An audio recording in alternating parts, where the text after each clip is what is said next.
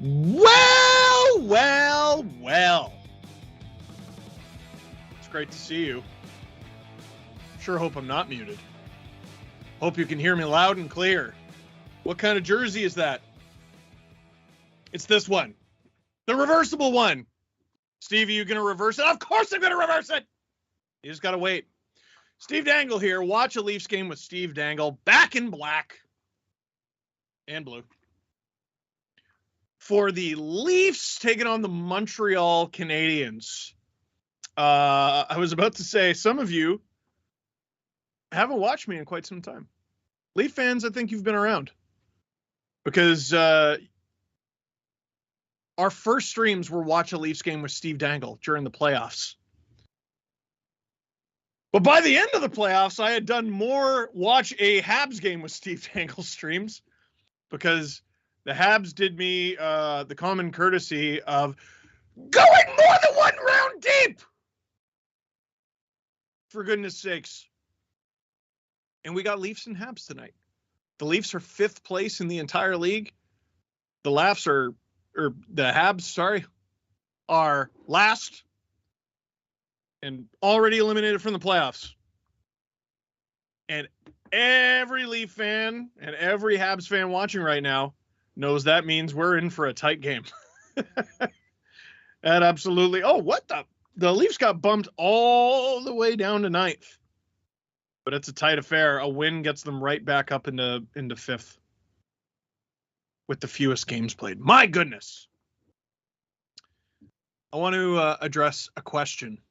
Because we are getting some questions in the chat. Michael, Steve, where were you last week? Here's my answer. It's a question. Michael, where were you last week? Care to share with the class? All right? Where were you? That's how I choose to answer that. Scott, what do the Habs have to play for in this game? Are you joking? It doesn't work like that. The Habs are not going to be like, well, we haven't made the playoffs. Yeah, because they were really holding out hope. I think that conversation was done and dusted a long time ago. They're not worried about making the playoffs. They were in very last for a long time. But now they get to ruin your day. And they're big fans of that. They get to potentially screw the Leafs into not just playing Boston in the first round, but being the road team. LOL, LMAO. Well, actually, right now, the Leafs are in the wild card, so. Puck drop is about to take place in Montreal. Leafs, Habs. Watch a Leafs game with Steve Dangle. I'm Steve Dangle. Click like, click subscribe. Tell all your friends as Austin Matthews gets set to take on Nick Suzuki in the face-off dot. And the Leafs' new top/third pair. They're working on it. Of Mark Giordano. And Timothy Liljegren is out there. Jake Allen between the pipes for the Montreal Canadiens, by the way. He's missed a lot of time. And in net for the Leafs, Eric Shelgren. That is how we say it. I used to call him Kullgren. I was wrong. Then we all started calling him Shalgren. We were collectively wrong. As all of Sweden politely got into my mentions and let me know that it's Shelgren. Gosh darn it, Shelgren. There were some similarities, at least stylistically, as the Canadiens are a fast break, score off the rush kind of team like New Jersey. The Leafs' trade dedeadline strategy of getting more Italian is very obvious. Whoa! I'll get to that in a minute. Leafs top line going to work here. Oh my goodness, that was a goal! This guy's a mutant! Austin Matthews with a laser beam! Fed by Michael Bunting from his knees. barely over 30 seconds into the game. It's a 1-0 lead. Stick lift from Bunting. Heist. Marner denies the exit. Heist. Bunting from his knees to Matthews. This line is something. Goodness gracious. And Matthews' journey to 50 is inching closer, and I tell you what, it's coming up on 60. Remember, I can't hear the broadcast, but I can tell you that 47 ties a career high for Austin Matthews. That's where his season ended right before the first COVID shutdown in 1920. Let's get another look at this, and then I will talk about my Italian comment. Man, they almost had two on that one. Marner has been easily playing the best hockey of his career. And I know not everyone is loving that second line and the easy solution, as the shots are 4-0. Hilarious. The easy solution is to break those three up and spread it out. No. You can't spread. You can't split that lineup. I'm sorry. You can't. I think what they're hoping happens. They signed Nick Abruzzese today to a 2-year deal as part of the Italianism. Nick Abruzzese, Mark Giordano. I don't think Abruzzese is going to slot in on the second line. I'm not sure where he slots in, to be entirely honest. But I think once his college season is over, the Leafs are hoping Matthew Nyes can go in where they thought Nick Robertson might go there on the second line. And I tell you what, if he works even a bit. Look at Austin Matthews. Look at Ilya Kovalchuk. That dude was pretty underrated. Keeping in mind that Matthews, had a concussion, separated his shoulder, had a COVID shutdown, had another COVID shortened season. He has a lot of goals for a guy who's missed a ridiculous amount of games. Montreal doesn't have a shot on goal yet, but they've already had a couple moments where they've busted through the Leafs defense. So the Leafs need to be vigilant. Liljegren puts the puck over the glass. But man, he's really improved. I'd say maybe the two most improved Leafs over the course of the season. I'd say Timothy Liljegren on D. He's really emerged. And I'm going to say Pierre Engvall. Because he was a guy I didn't even want in the lineup. Just talking about him like he was waivers fodder because he's making 1.25, and can the Leafs afford that? And he just sort of silently got much better. Is that going to be a penalty? No, it's not. The Leafs turn it up ice. We got a bit of a partial 4-on-3. Not sure exactly what happened there. The Habs had a pretty good chance. Stick lift from behind from someone. This fourth line has to impress. The Leafs want to get it going. That's part of the reason why they got Colin Blackwell. Looks like they're going to try to get Matthew Nyes in the lineup. They're going to try to get Nick Abruzzese in the lineup. Dubas and company not happy with that fourth line. They got to get going. They were a big factor for the Leafs early in the season, in a good way, and they just haven't been there. Let's see what happened here.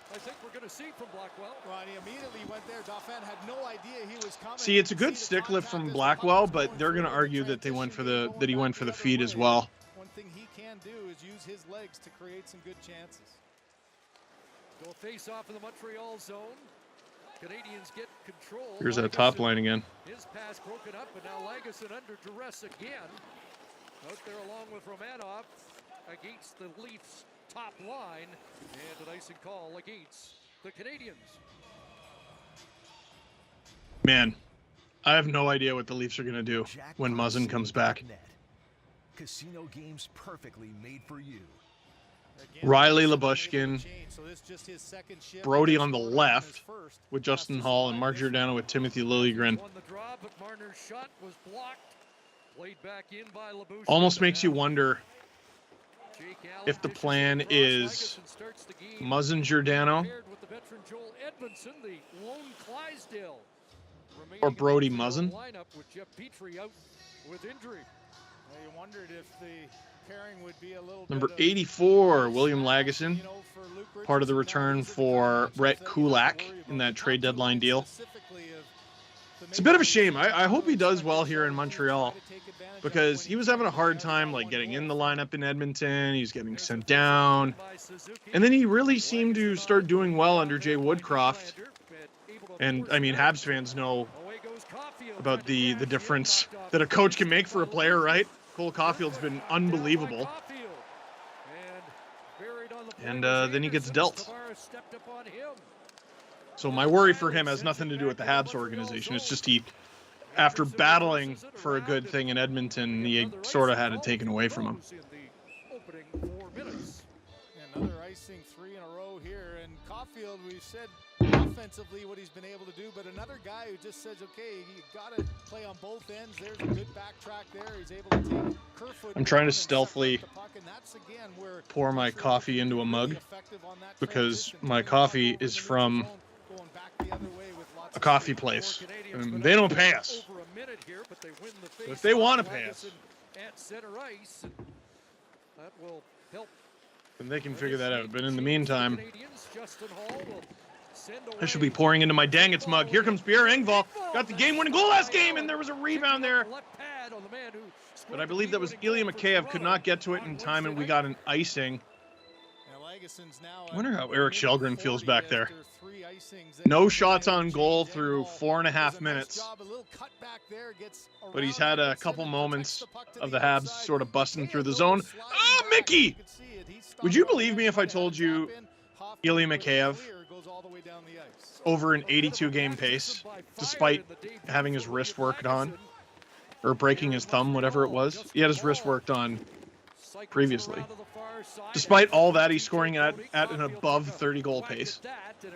Ilya Mikheyev. Yeah. It's ridiculous. Montreal fans looking for a penalty, none forthcoming. TJ Brody tied up by Jake Evans. Hoffman jamming in there as well.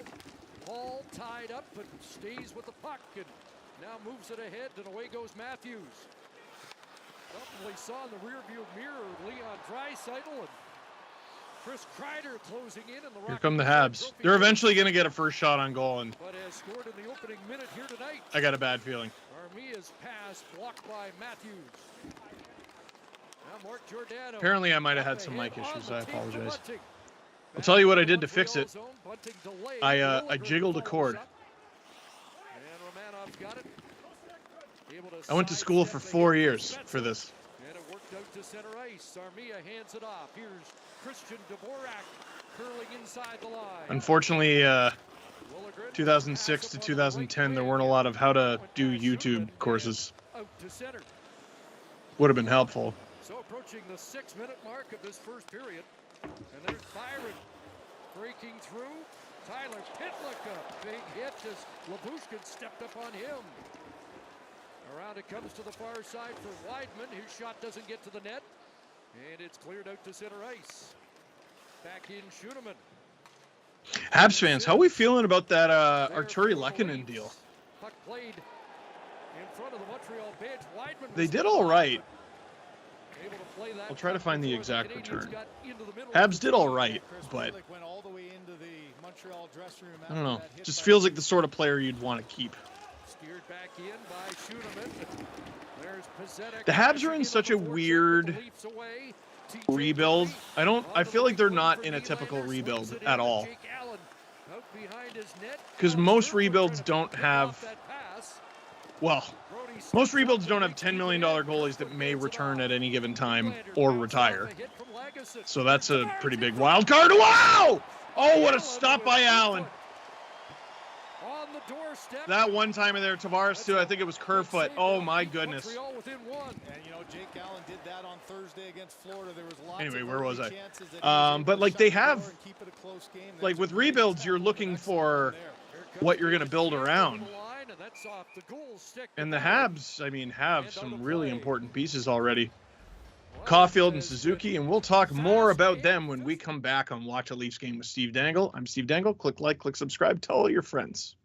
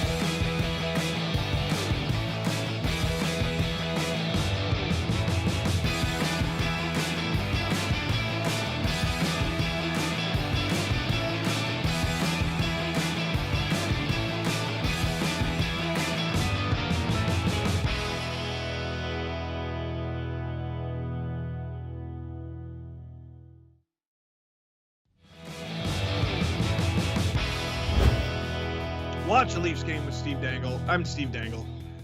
Click like, click subscribe, tell all your friends. I told you that before the break. What I will tell you now is the Leafs have a 1-0 lead, and I'd like to answer some of your questions. King Kong asks, favorite Red Dead character. So, finally started streaming Red Dead Redemption. I'm going to go, obviously Arthur. I'm obsessed with Arthur, but I'm going to say 2 characters who I wish were used more. Lenny!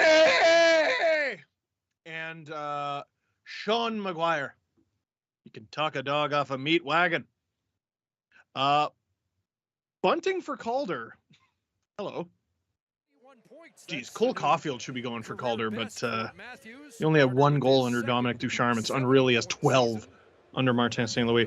Bunting for Calder said, the Leafs are a dangerous pair of scissors, but is that the process they should be? You know what? I'm going to save this on account of the Leafs are in the offensive zone right now, and it's the top line. But I know you're going with the rock, paper, scissors analogy that I've given this team. Matthews thought about it. Oh, dear. That's a really unfortunate bounce there. And the Leafs handle it. That's a confident play there by Giordano. Takes the pass with Marner. Back to Bunting. And across from Labushkin, who... Oh, Habs. You know what? I don't think the shots necessarily tell the story here. There was some talk in the Leaf camp about the little redemption. Like, it looks like the Habs haven't gotten anything going, and they certainly haven't gotten anything on net. What really surprised them was the speed. They're waiting for the Leafs to make a mistake, and I've counted 3 or 4. 3 or 4. I'm not going to call them close calls, but I am going to call them little collar tugs. The Canadiens recalibrate here. Still looking for their first shot on goal, 8.5 minutes in. They're playing for pride, to answer the question that was asked off the top. What are the Habs paying for, or playing for? I mean, the paychecks still come, dude. It's the Leafs, Habs. If you're on either of these teams and you can't get excited for that, I think you need to find a new thing to do. I don't care if it's the first game of the season or the last. I don't care if one of you is... Oh, boy! See? Eric Shelgren makes his first stop of the game, and it's a tough one. I think it's going to be one of those nights. The Leafs won a game against the Carolina Hurricanes like this not that long ago. I don't know if that was... Oh! I think that might have been a little too much patience there from Kerfoot. The Leafs won a bit of a rope-a-dope game against the Carolina Hurricanes about a week and a half ago. And I think we're going to get a bit of that here from the Montreal Canadiens. Whoa! That's their first shot on goal. And maybe the 5th time they made me feel nervous.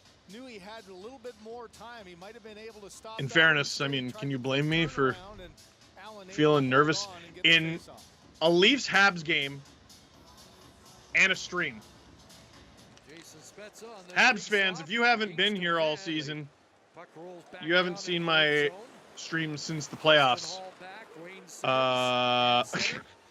And you don't exactly pay attention to the Leafs schedule when they're not playing, or when they're not playing the Habs, I should say. It has been an adventure. That 10-7 game against Detroit, that was a Saturday. Blow a 4-1 lead to the Avalanche and lose, that was a Saturday. Blow a 4-1 lead to the Chicago Blackhawks and win, that was a Saturday. Blow a 3-0 lead to the St. Louis Blues and win, that was a Saturday. They were down 3-1 to the Red Wings and won 6-3 or 4. That was the Saturday. Just inside the line. Marner and a deflection there by Liljegren. The Leafs on Saturdays have been preposterous, whether they win or lose. And I'm probably missing some. I'm sure the chat's like, what about this one? What about that one? I forgot. Shoot. That's kicked away by Allen with Matthews on the doorstep. Liljegren for Bunting. Matthews trying to get away from Armia, wins that battle, but then Armia knocks it off his stick. And it comes out to center, and Giordano's got to scramble back. He'll play it right on to Källgren. Mark Giordano giving Eric Källgren the second shot of the game. He handled it well. Now Giordano, a little flip at center. He's still in playing against the Leafs mode. I get it. I get it. In behind the Montreal net. Swung around by Savard. There's Caulfield. That pass broken up by Kemp. How much did you like Mark Giordano getting the veteran treatment last game? That's only the second time I've ever seen a player go to the box and then not get a penalty. The refs go, never mind. And last time it happened, it was either, I want to say it was Matt Hunwick, Ron Hainsey, or Roman Polak. It was one of those three. There was a double minor, I think it was, or it was for high sticking for sure. And what happened was the player who got hit in the face with a stick, it wasn't the Leaf stick. I think they somehow whacked themselves in the face with their own stick. I think it was. And you're watching TV and they show the replay and everyone's like, oh gosh darn, that's a terrible call. And then the darndest thing happened. Like 30 seconds later, he left the box. I was like, you can do that? Sure. All right. Yeah, I'm not going to complain.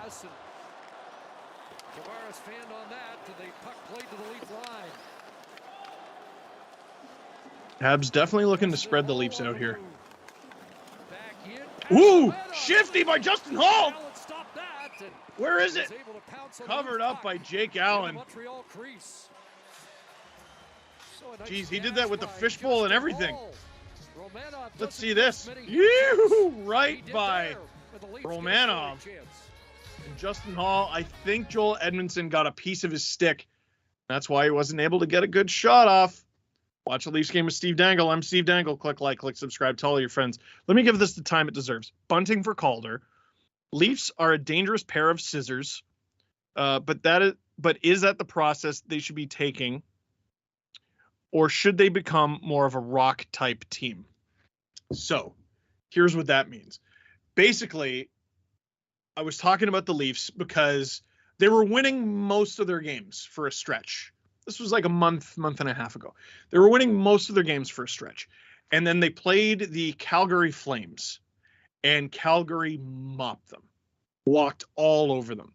And it wasn't that they walked all over them. It wasn't that they beat them badly on the scoreboard. Like, those games are going to happen. Like, the Devils crushed the Rangers the other day. I don't think the Rangers are overly panicking about that. It's going to happen, right? But what I was talking about is the Leafs don't lose a lot of games. The Leafs lose a lot of these games, though. And any Habs fan watching right now is, yeah, I get it. I get it. Because, like, let's be honest. First 4 games of that series, who was better? You know? And then in game 5, Habs blow a lead. Leafs lose. Game 6, Habs blow a lead, Leafs lose. The one game where the Habs were the better team from start to finish was Game 7. LOL, LMAO. But the Habs were the heavier team. And the Leafs, if there is a way to beat the Leafs, it is with rock. But the Leafs have developed into such an elite pair of scissors that I think they get through a lot of different types of rock. I don't know what paper is. I haven't fully fleshed out this thing that I'm doing with rock, paper, scissors. But, like, we've seen the Leafs, they've had some success against the Penguins in recent memory. Against the Hurricanes, I think they won 2 straight against them. You know, the Lightning. I'm excited to see how they play the Lightning coming up, and the Panthers, and they've had some good wins against the Bruins, and they're a real good pair of scissors.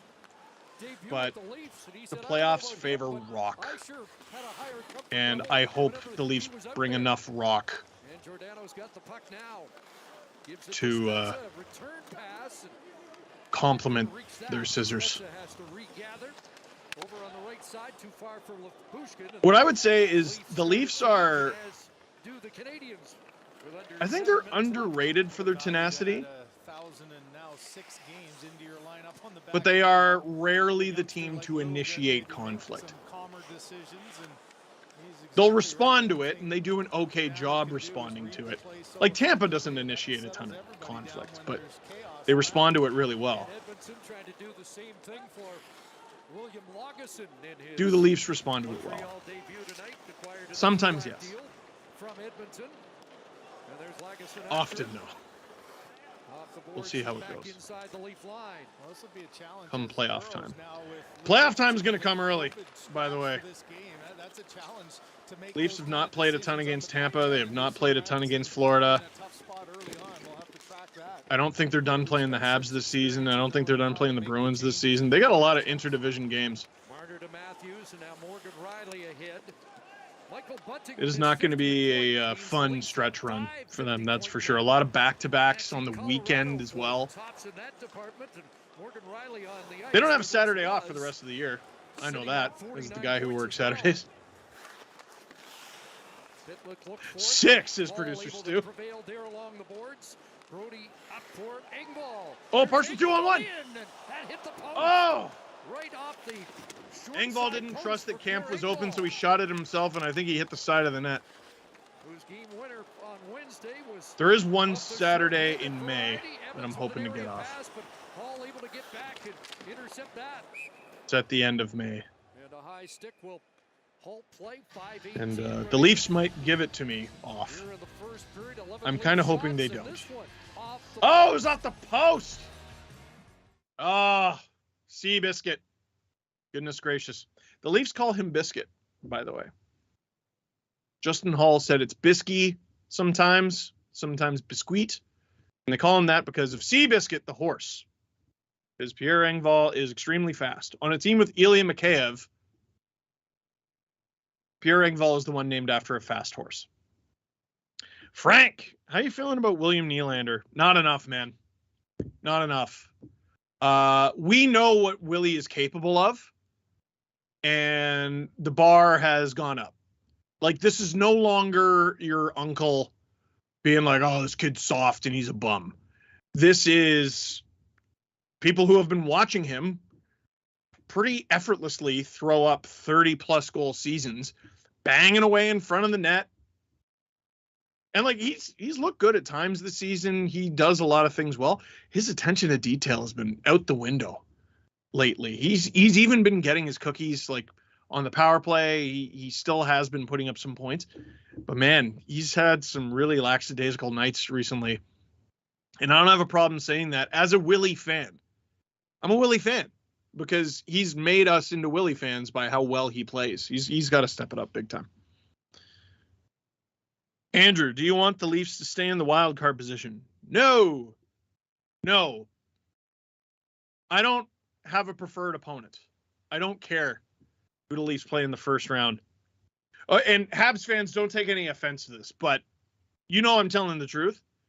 The Leafs are not going to get an easier path than they did last year.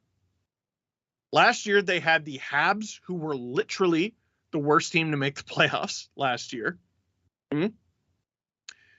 If they had won, they would have played the Jets, who I think the Leafs would have mopped and the Habs swept. Then it's a Final Four and anybody's guess. Vegas looked awful, and I think that's a lot of credit to the Montreal Canadiens. Philip Deneau, what a nightmare. Carey Price as well. Josh Anderson had that one game where he put the team on his back. Marc-Andre Fleury threw it away. And then, let's be honest, that Cinderella run probably comes to an end against Tampa. I don't think anyone was going to beat Tampa last year. Stop looking for an easy path in the playoffs. This team hasn't won a playoff round since 2004. There are no easy paths.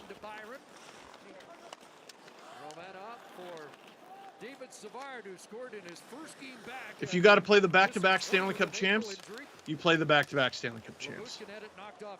You got to play the division-winning Florida Panthers, you play the division-winning Florida Panthers. You got to slay your dragon in the Boston Bruins, you slay your dragon in the Boston Bruins. You fall into the wild card and you got to play, I don't know, who's number one in the Metro right now? Hurricanes? You got to play the Hurricanes, the Rangers, the Penguins, the Caps. Doesn't matter. The Stanley Cup playoffs are not known for how easy they are.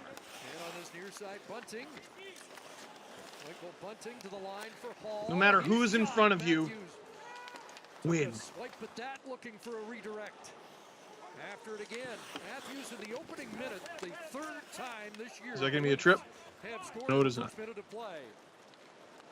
Shots 11-1, 16 minutes in.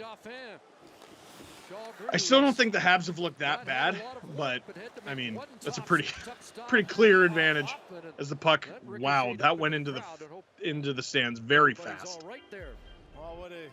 I hope whoever that went near was paying attention. Oh, Matthews looking to get the little chop tip. Oh! Felt the breeze on that one.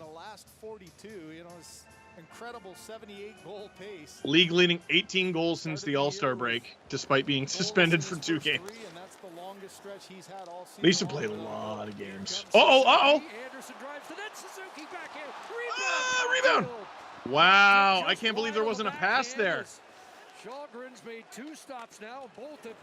See, Habs have 2 shots on goal, and I'm pretty sure both are scoring chances. Wouldn't you agree? There was a one-timer and then that. Here they come again. They got numbers. Schuderman had moved up to join the rush, and he sends it wide. Now Mikheyev cut off there. See, they've had dangerous moments this period. Just the 2 shots on goal, but they've had dangerous moments. This isn't the drubbing that it looks like in the shot clock. This isn't Jake Allen stealing a game necessarily. This is the Habs generating chances the way they can. Only 2 of them have got through, but they've been pretty good. As we get ice, I believe the Leafs' 4th line on the ice. Let's take a look at what happened here. I thought he should have passed. Oh, man.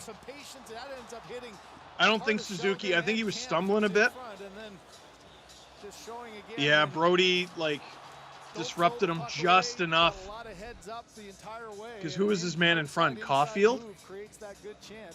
Yeah, they're looking at it right now. Oof. Still ended up being a good chance. As Liljegren's about to get his pocket picked. Oh, but what's better than friends? Leafs get it out. No ice this time. He has all the tough matchups. You know, Deneau gone now. It's Suzuki who not only has to create the offense, but he's typically having a tough defensive matchup as well. He just continues to grow with confidence as the year goes along. He and Caulfield over a point a game. That looked offside. The new head coach. Allen sends it around over Kerfoot and back out to center.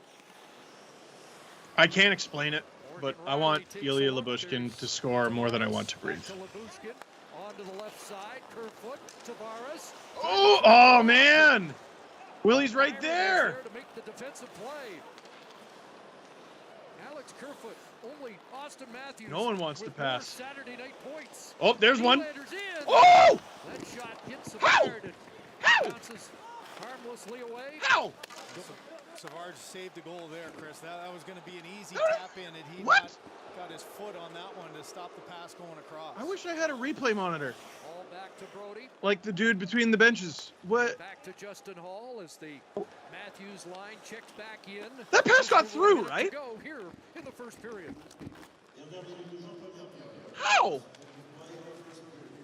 Matthews scoops it in from I center sounded ice. alarmingly like a Canadian goose there, Edmondson back to get it. and I just want to acknowledge that. Now it's Byron, Lagesson, Dvorak, checked by Matthews at center. And Michael Bunting. Matthews, there. dogged defensive effort, and Anderson Bunting will with a pass to two teammates who did not know it was coming. Bunting, a long-range shot, and Shalgren kicked Oh, it away. baby. And the Leafs get it out. Is that too many men? Now Suzuki tried 2, to 3, 4. wind up, but pounded there by Bunting. Offside. Who tries to stay on side. Habs have it. 20 seconds to go here in the first period. It is a 1-0 Leaf lead. Edmondson ahead for Suzuki. Back over the line. Shots 12-4, but I don't necessarily think that tells the story at all. Hoffman centers it. That shot Whoa! in front. Giordano the block and got his stick on that. As Lucky that pass doesn't get through. Leafs just trying to kill the clock. at the back door. Not a bad idea. And they I don't know how you feel about that period, Leaf fans or Habs fans. I don't know how you feel about that period. If you're the Leafs or the Habs, if you're Martin St. Louis, if you're Sheldon Keefe, that's an interesting one. Leafs, huge shot advantage. 12-4, I think it ended. Leafs with a goal advantage, 1-0. But goodness gracious, that was actually a pretty exciting period with some scoring chances going back and forth. Jake Allen doing a good job. Shelgren getting called on a couple times in the few shots that he's faced. Watch a Leafs game with Steve Dangle and watch a Habs game with Steve Dangle. It is both. Clicks. It's okay. I'm new here to YouTube. Click like, click subscribe. Tell all your friends. Are we going to go for a break? Do we need a break? Oh, buddy. We're going to run some Sportsnet original content. Little fun stuff for you. I will be right back, and you and I will have a little chat after. Steve Dangle here at the Heritage Classic. Leafs, Sabres, we got fun stuff. We got a bunch of people in jerseys. We have food covered in cheese. Let's go have some cheese and have some fun.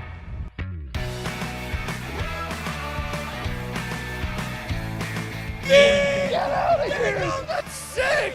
I love it! Dangle, baby! So you're trying to get a job with the Leafs?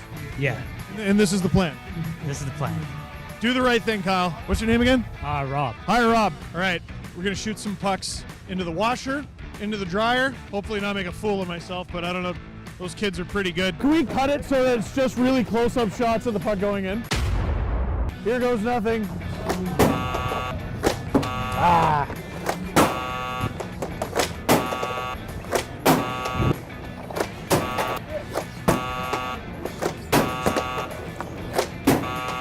Come on!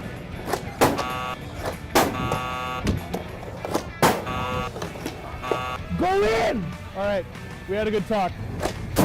We're supposed to get in the bottom part, right? You know, it's not every day you get to see these. The Art Ross Trophy, the Hart Trophy, the Conn Smythe. This booth is dedicated to Austin Matthews' house 3 months from now. This is the pretzel one, and this is the bacon one. Yeah, it's delicious so far. Are you gonna put anything on it, or you just gonna go for it? Do you have mustard? As you can see, pretzel wrapped around the hot dog. Oh my God, okay. The pretzel's like are so soft on the inside. Oh, you feed me like this, I'm coming to Christmas. You're jealous. You're jealous through the camera right now. Are you ready for dessert? Deep fried Mars bar. This changed my life.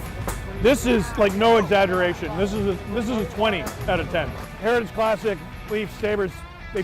I think they played a game. I don't remember the score. My life is complete. From the Heritage Classic, Hamilton, Ontario, I'm Steve Dangle. Well fed.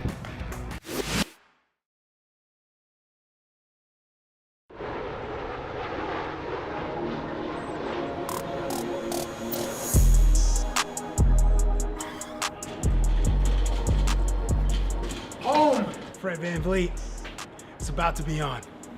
Game in and game out, you can count on number 23. It's Freddie time, over and over, buddy. Got it! His name is Fred VanVleet. He's Rockford's finest.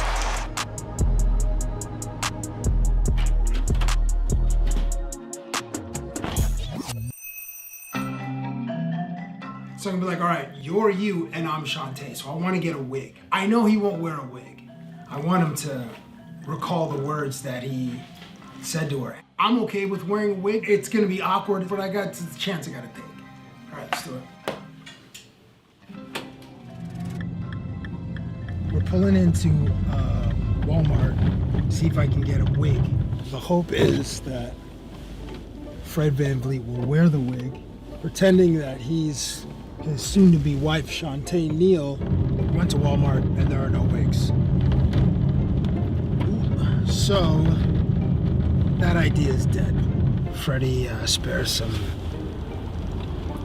potential ridicule from the internet by not wearing a wig. I want maximum embarrassment.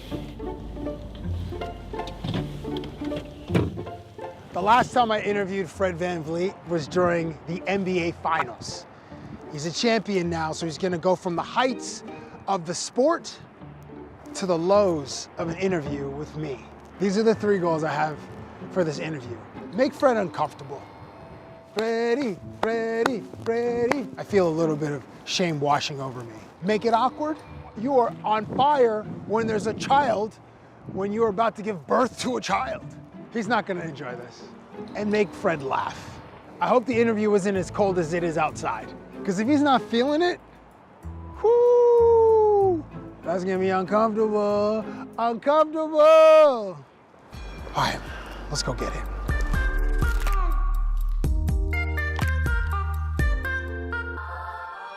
I didn't bring any props. Okay.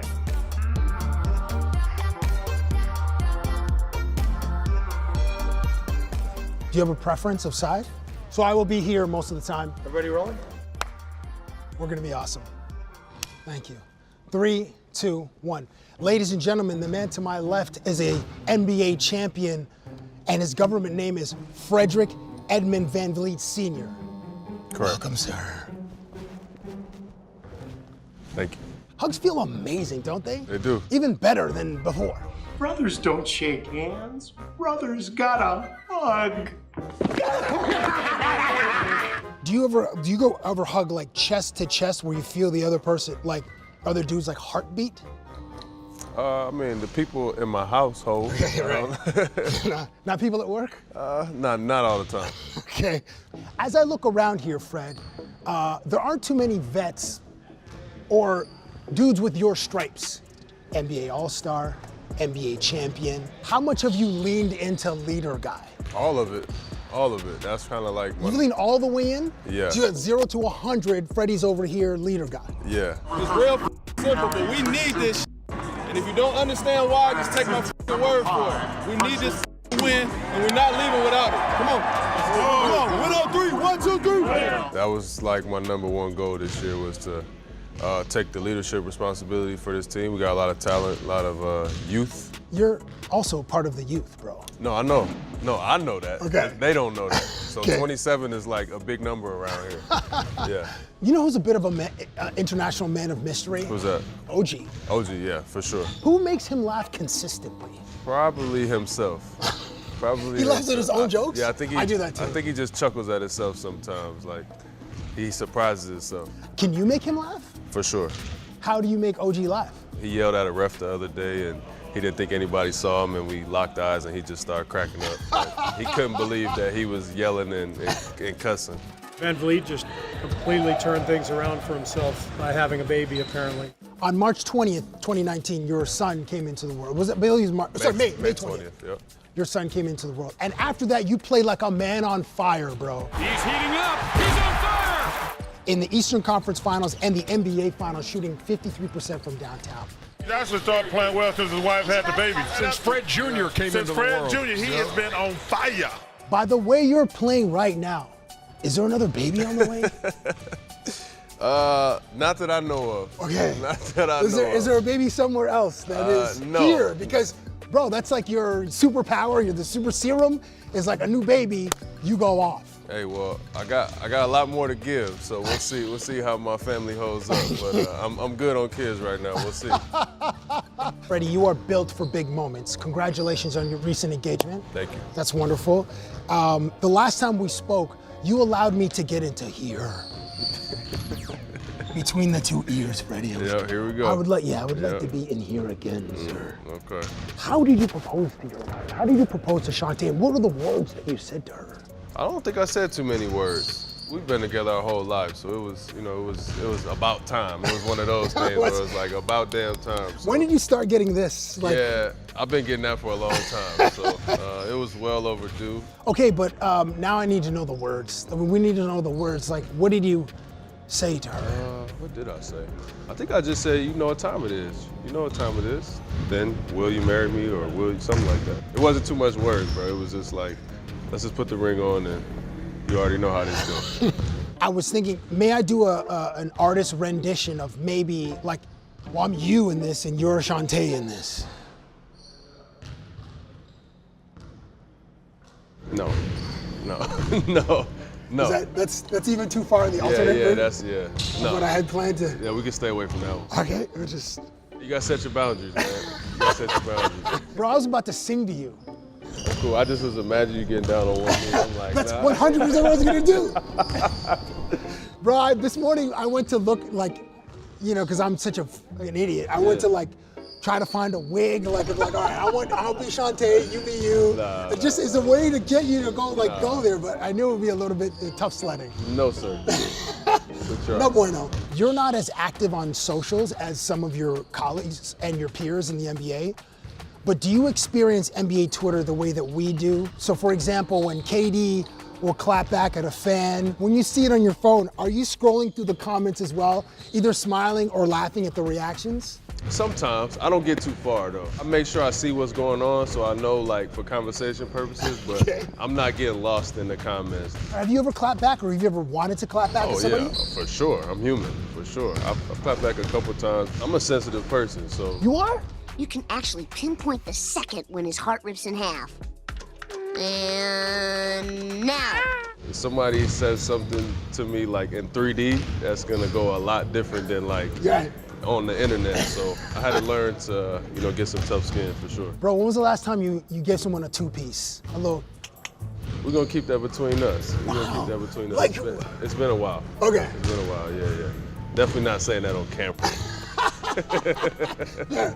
Well, there's a statute of limitations. I think it's 2 years. Yeah, okay. You give someone a two-piece. Yeah, it was more than 2 years ago. 2 years ago, yeah. I believe that there's a statute of limitations. You're building your brand. This is really dope.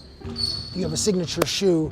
When will we see the Fred VanVleet, like the Steady Freddy NFT? Now what the hell's an NFT? Apparently cryptocurrency. Everyone's making so much money. Can you please explain what's an NFT? Or like the bet on yourself crypto? I try to tap into everything possible, so definitely exploring some avenues there.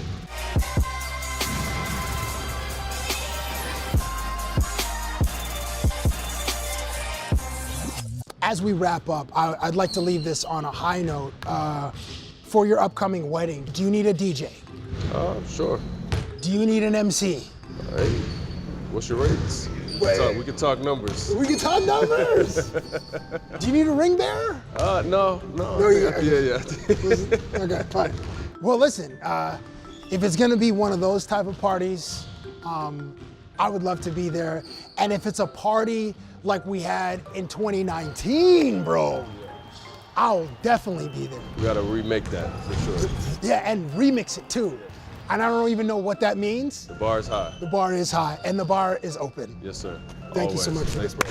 Yep. Appreciate you.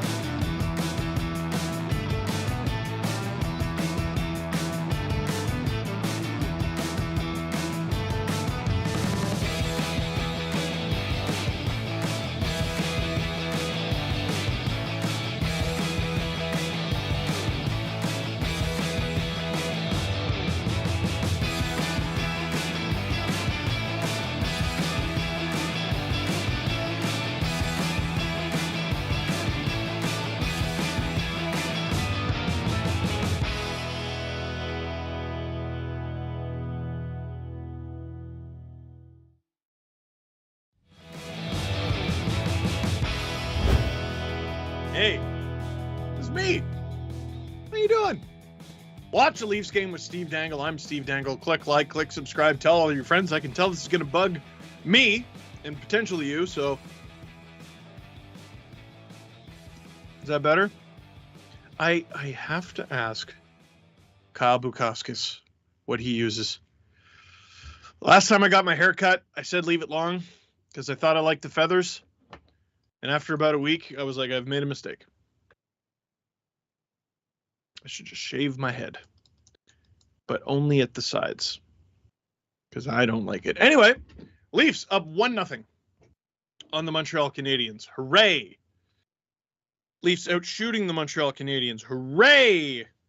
But, Leaf fans, if you watched that first period, the Habs, they were sniffing. They were sniffing for picking off those stretch passes. They were sniffing for weakness at the Leafs' offensive blue line. Steal, go for a little odd man rush. They had 4 shots, and I would say 2 of them were grade A scoring chances. So this game is far from over. Let's go to some of your questions before we return with the second period.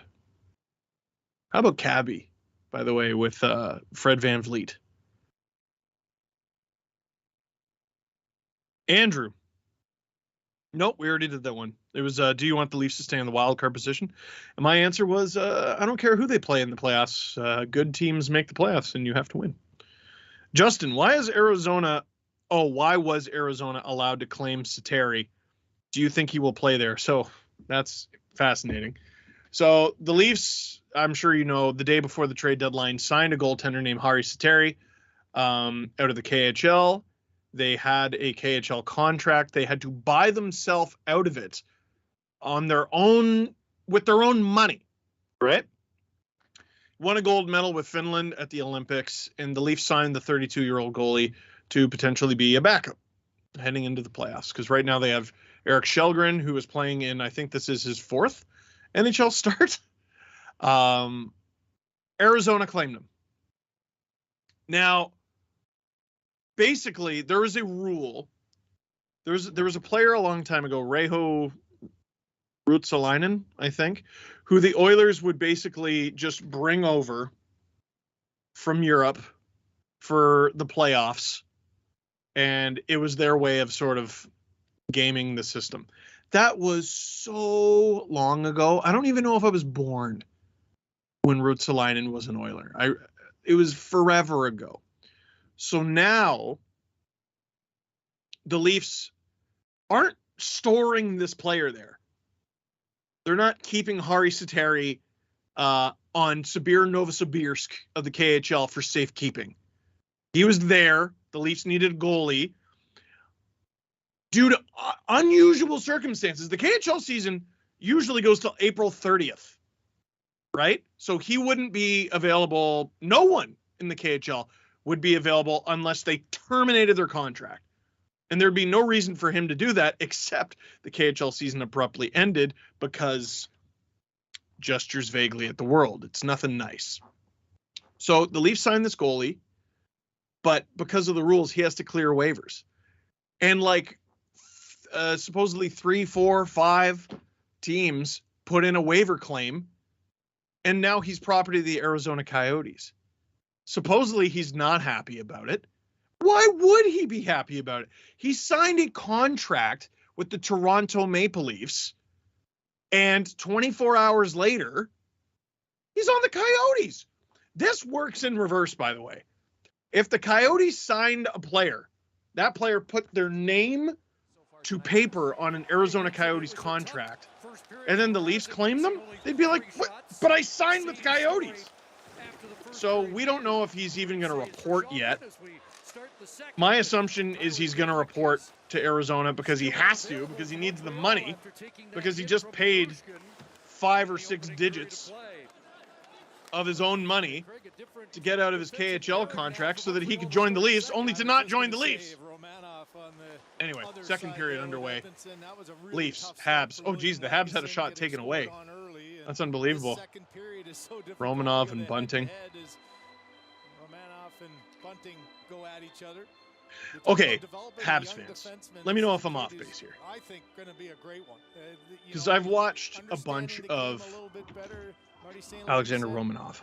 The other day, just about his decision-making. I wish he would fight once. I'm not saying I want him to be a fighter.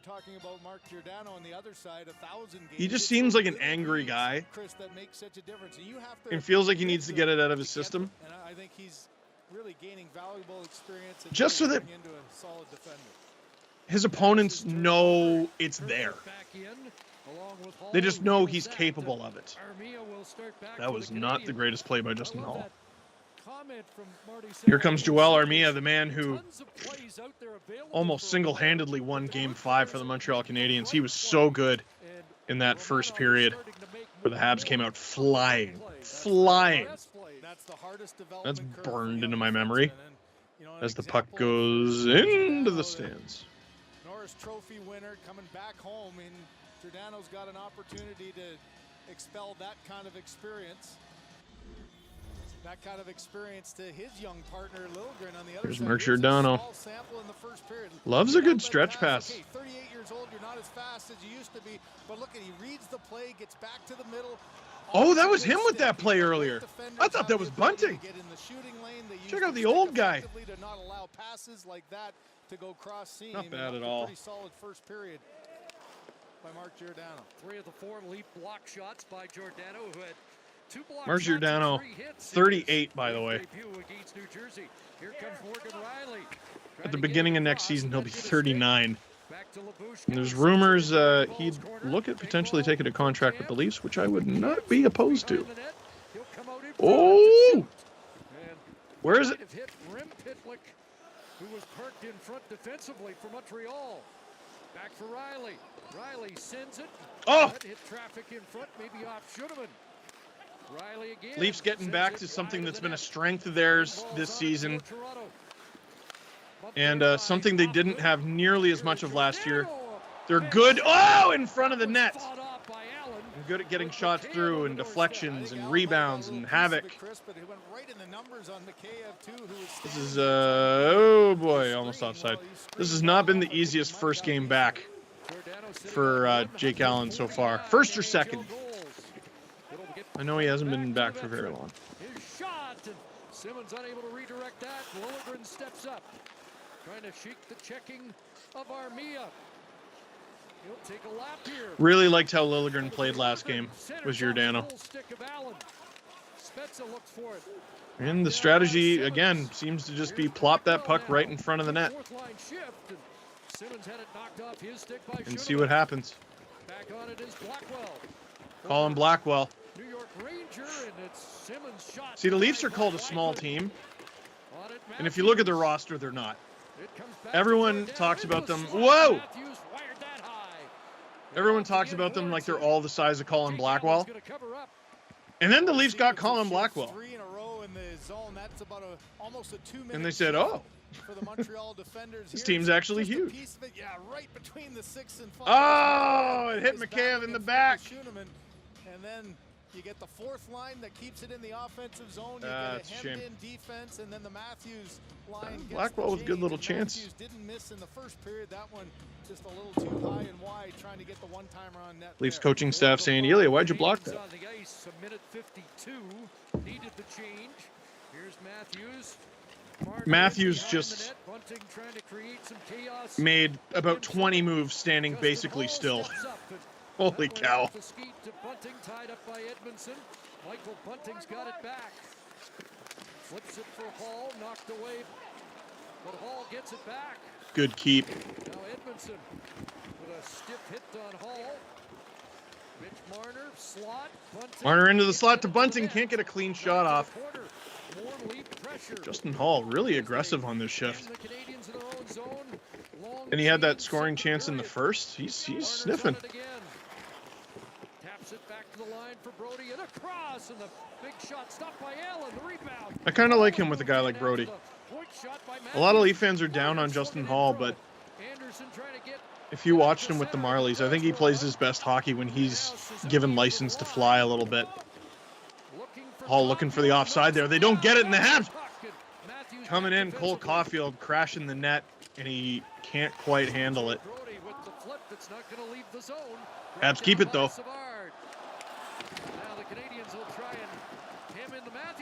Oh, it's in front! And it's a goal! Christian Dvorak picks up the trickling puck.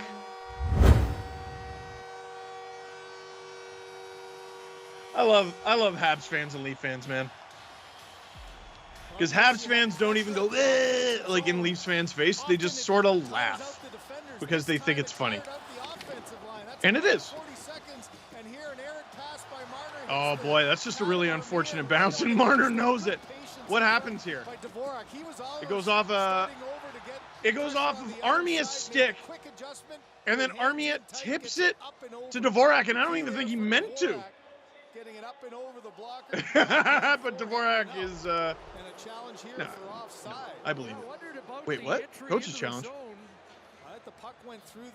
I can't hear the broadcast. What are they challenging for? Oh, offside. So I'm thinking the Leafs have a pretty good reason to call this offside on account of the team already knows it's good. When was the last time the Leafs challenged for offside? I know they challenged for, I think it was goalie interference recently, but Sheldon Keefe said that was pretty much strategic, and he didn't actually think he had a chance of winning it. So Suzuki, yeah, like he doesn't have possession of the puck there. Anderson in my mind, but Suzuki, like, would that be possession? As you mentioned, rarely like, video games have ruined me. Like, that would be in his circle around him, but this might be offside. I don't know. It all depends on what they call possession. And they turn the camera away. That Leaf fan is smiling, so I'm thinking it was offside. No goal. Thank you, producer Stu. Oh, no, it's all good. You could see from that view, sorry, I'm having a conversation with producer Stu that none of you can hear. But I'm just like, oh, yeah, don't worry about it, bro. Yeah, it's a good challenge. It's unfortunate for the Habs. The end result is still a 1-0 game. Is that sort of play the spirit of the rule? Like, okay, is it offside? Yes. Is that really what we're trying to take out of the game, though? No. So they'll roll back a few seconds to the point where the now what? Offside calls should have been made. Are they looking at the clock, I guess, to go back? Kind of held on there in their own zone. That was 4 shifts in a row with lots of pressure on Jake Allen in the defensive side. By the way, over 5,000 viewers in the stream. Pew pew. All right, so the shots are 15-4. Score still 1-0. So does that shot on goal not even count? I've always wondered that. So let's say 30 seconds go by between an offside and the play ending. Every steal, every block, every shot attempt, every save, do those all go back? Because what's hilarious is the penalty minutes still count. If you take a penalty during that time, too bad, you just took a penalty. But does everything else come back? Oh, there's shot number 5. Leafs are offside right now. There you go. And another Laurent Dauphin also part of. Better to get it now than later. I mentioned for Shalgren, this has been kind of a difficult game to get into a rhythm, but ooh, little tip there from Armia. Good tracking by Shalgren there. This cannot be an easy game for him to play in. This dude needs reps, right? He needs to face as many NHL shots as possible in order to get as much experience as possible. And Habs aren't giving him anything to work with. Leafs play again tomorrow night, by the way. This is the first half of the back-to-back. Tomorrow will be the second half in Toronto against a team you may have heard of, called the Florida Panthers. Oh boy. And Peter Mrazek's going to start. Oh boy. So that's interesting, right? The starting goalie has typically, I think that's going to be nice. The starting goalie has typically gotten the first half of the back-to-back for the Toronto Maple Leafs. Right? So usually we could expect Jack Campbell to play tonight and Peter Mrazek would play tomorrow. So you would think this means Källgren is the starter and Mrazek is the backup. But, I mean, no offense to the Montreal Canadiens, who have been much better recently than their last place record suggests. I think we all know that. They've been pretty good. They've been competitive under Martin St. Louis. Even the games where they've lost, they've gone down valiantly, right? You couldn't always say that this season.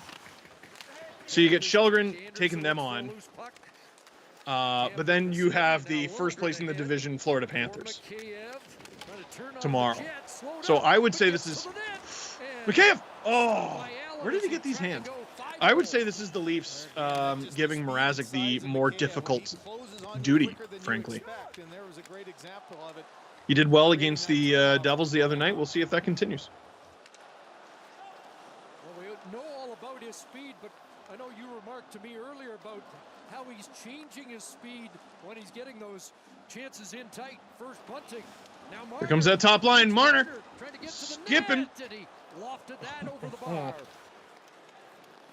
Swung across. Matthews will intercept. You don't want to give it away to him. Drops it off. Justin Hall back towards Matthews. Oh, there's a dip. Allen Traffic. on that. Alertly. Jake Allen covers it up. As we get ready for a break. Didn't realize that. That's dang it. Click like, click subscribe. We'll be right back with Watch a Leafs Game with Steve Dangle.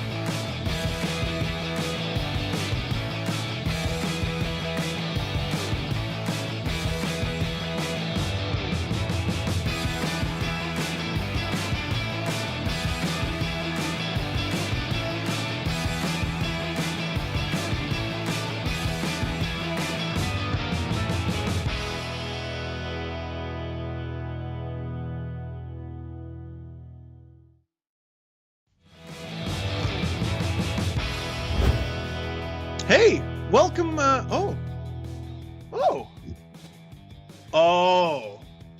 yeah. Yeah, buddy. Had to reverse it. Forgot to start the period like this. Had to start the period like this. This is the Drew, what do you call it? Next generation jersey, reversible. It's got a tag. And I don't care. I think it's cool. But now that the logo doesn't appear on camera, boy, does that look like a Bruins jersey. And listen, Habs fans, you know this. A lot of Leaf fans gave me big grief for having a Habs jersey for some of the streams that we did in the playoffs last year. This looks worse. This looks way worse. I think the whole ensemble looks cool. What if I just do the rest of the stream like this? Just hold it up. Shots 18-5. But it feels like the second the shots go 18-6, the Habs could tie it. Stopped by Källgren. I like his glove. He's done well. I almost said hit from Zach Hyman. I am not ready to see a new number 11. Leafs do a good job of staying onside and then doing nothing. Ottawa Senators. Florida is also going to be on the second half of the back-to-back tomorrow. They're playing Ottawa and losing for some reason. Labushkin. Alex Kerfoot on the move. Got to the red line, scoops it in. Here's Lagesson to the line and back out. The Habs lay stiff hits, man. Swipe that across for Liljegren. Stiff. John Tavares, and it popped over the boards and into the I think that was Paul Byron on Alex Kerfoot. It just all their hits look painful.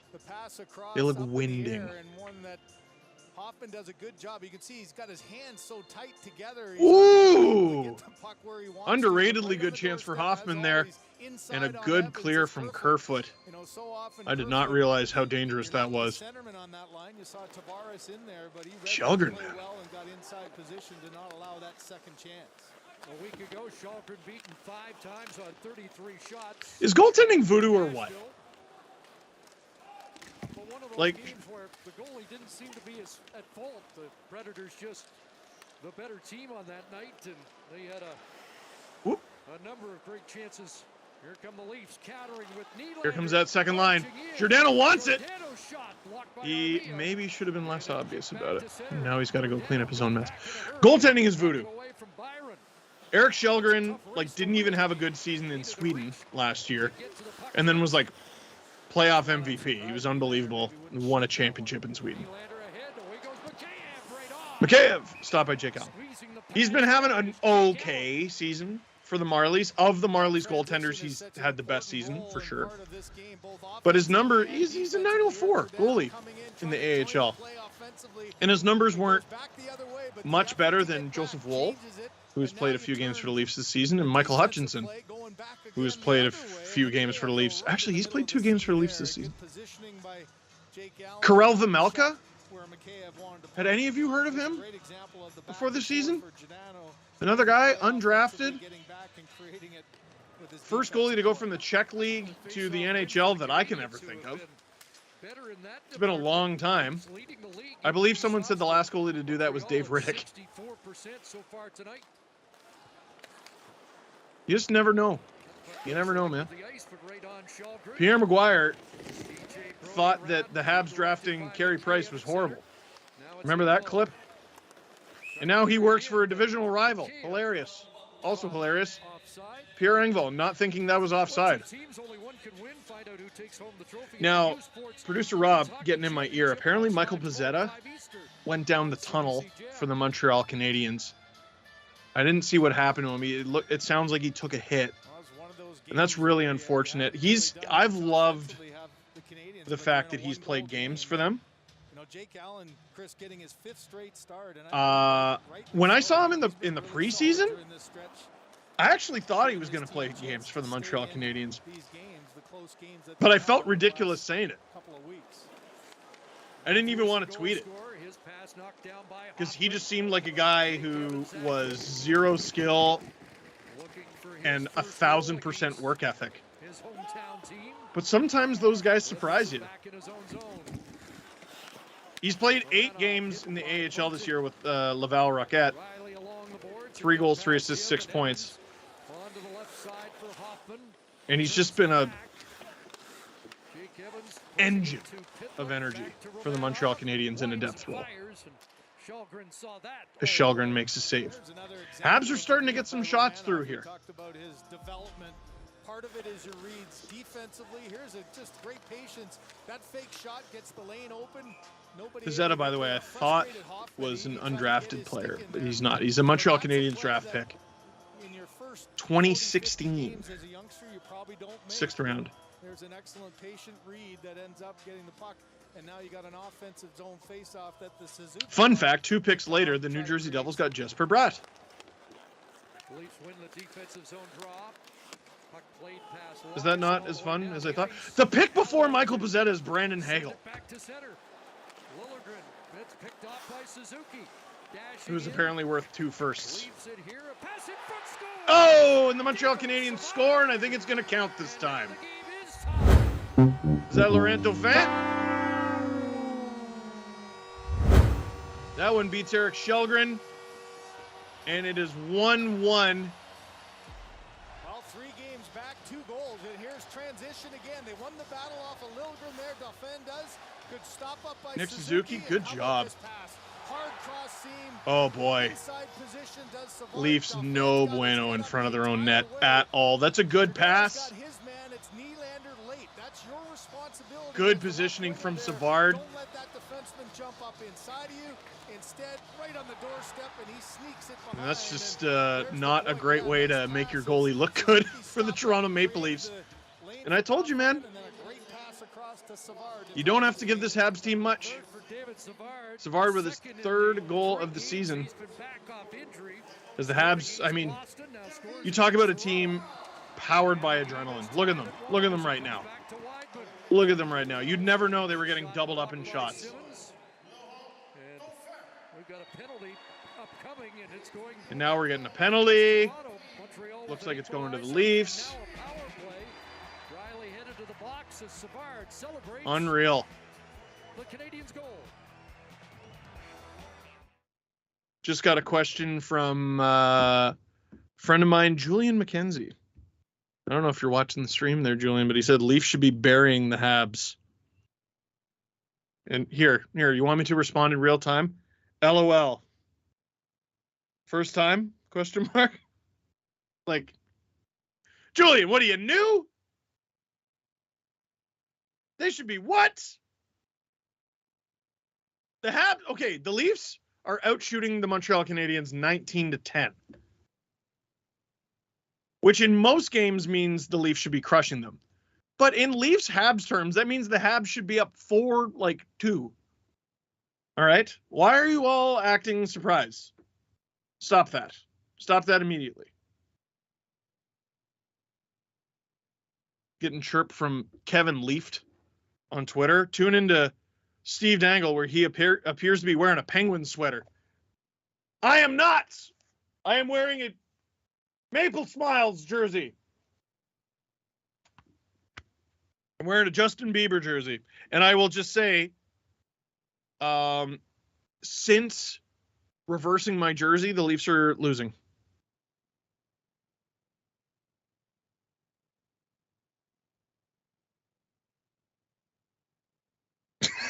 Julian goes, are you not live streaming? I didn't expect you to text back so fast. I'm like, I am. Talking about you on stream. You smell. There. He's from Montreal. And the Habs just scored against the Leafs. So it made me feel good.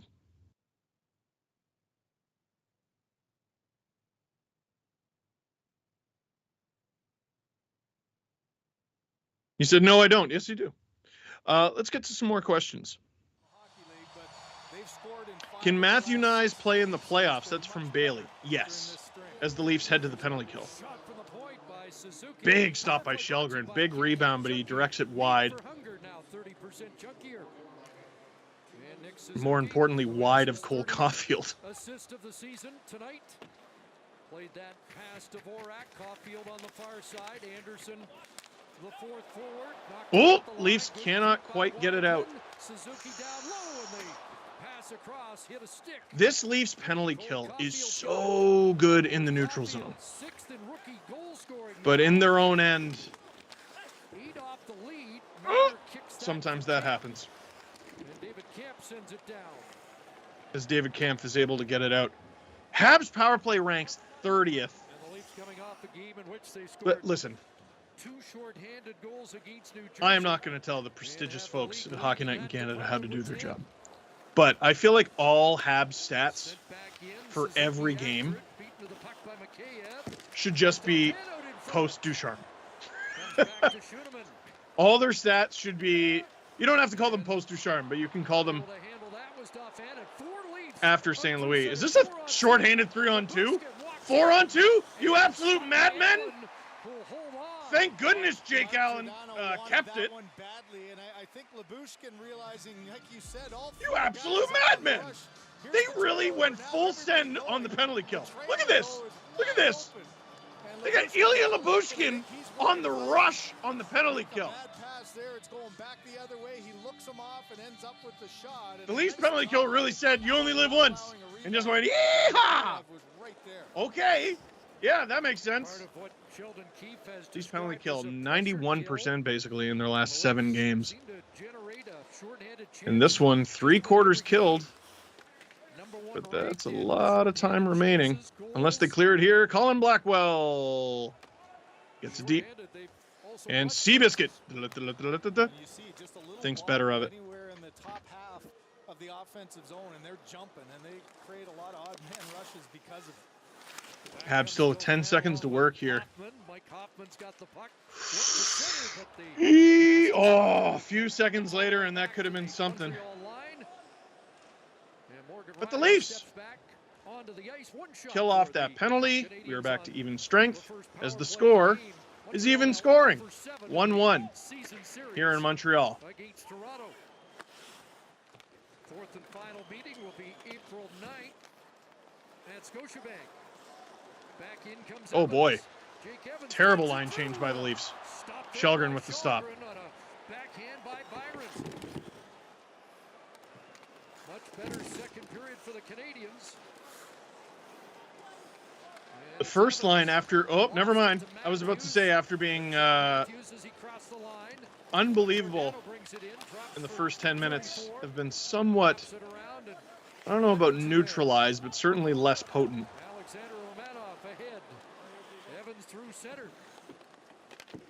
Can Matthew Nyes play in the playoffs from Bailey? I don't think I ever ended up answering that question. Yes, he can. There are some rules that won't let a player just join a team after the trade deadline. If you sign a university draft pick, that is one of the exceptions to the rule. Oh, we got an almost breakaway for Nick Suzuki as he tips it and Shelgren makes the save. Leafs turn it up the other way. Blackwell to Spezza. Spezza getting it in deep. Fourth line styles. Bang. Goes the other way. You'd think run and gun is to the Leafs' advantage. I'm not so sure. The Habs really good at generating chances off of turnovers. At least against the Leafs. Out it comes for Tavares. Tried to send away Nylander. That pass cut off. Nylander out at center ice. Brody, good stop. That one ends up on the stick of Romanov. Man, please do not stop asking questions about Matthew Nyes, because, man, this second line really struggling here. Oof. Oof. Here come the Habs. Stopped by Shelgren. Juicy rebound, but Tavares is there. Whoa! A little fast and loose there, Johnny. I don't know about that, sir. Oh. Yeah, you don't want to play run and gun with this team, man. Habs out shooting the Leafs in this second period. It's not good that the Leafs are going to have to spend more and more energy as this game goes, and they got Florida tomorrow. Oh! Oh, what on earth? What on earth? How didn't that go in? As the Canadiens come close to taking the lead. Here's McKayev. Please let this be a normal field trip with the Leafs. No way. McKayev in front. And off the glass and out. Well, the game's changed, hasn't it? Certainly has. Dang ball's in, and he'll fire it into the glove. The Leafs look their... When the Leafs look their most dominant, it's never in games that look like this. It's never in games where they're trading chances. They look their most dominant when the games are boring, believe it or not. Rem Pitlick, who's... Oh! How didn't Shelgren knock that into his own net? I'm starting to... Do I switch it back? I don't know how I'm feeling about the luck here. I don't know how I'm feeling about that. Is this Justin Bieber's fault? Is he watching right now? You make bangers if you are.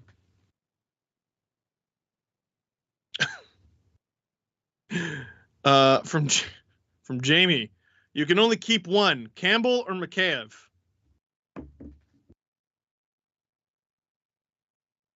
Campbell.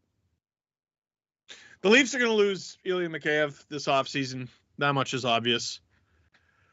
Fun fact, I think the reason that they asked that question is Jack Campbell and Ilya Mikheyev make the same amount of money. Jack Campbell is sort of out of sight, out of mind right now. But he was at the All-Star game this year. And under normal circumstances, he's a really good goalie. So I keep him. I think what you're asking is who would you rather keep next season? Campbell is obviously going to cost more. I definitely think there's a world where the Leafs have neither next year. And that'll be fascinating. The poll, so there is a poll in the chat, and it is overwhelmingly flip the jersey back. Ask and you shall receive. Here, count how long this takes. 3, 2, 1. Oh no, I dropped it.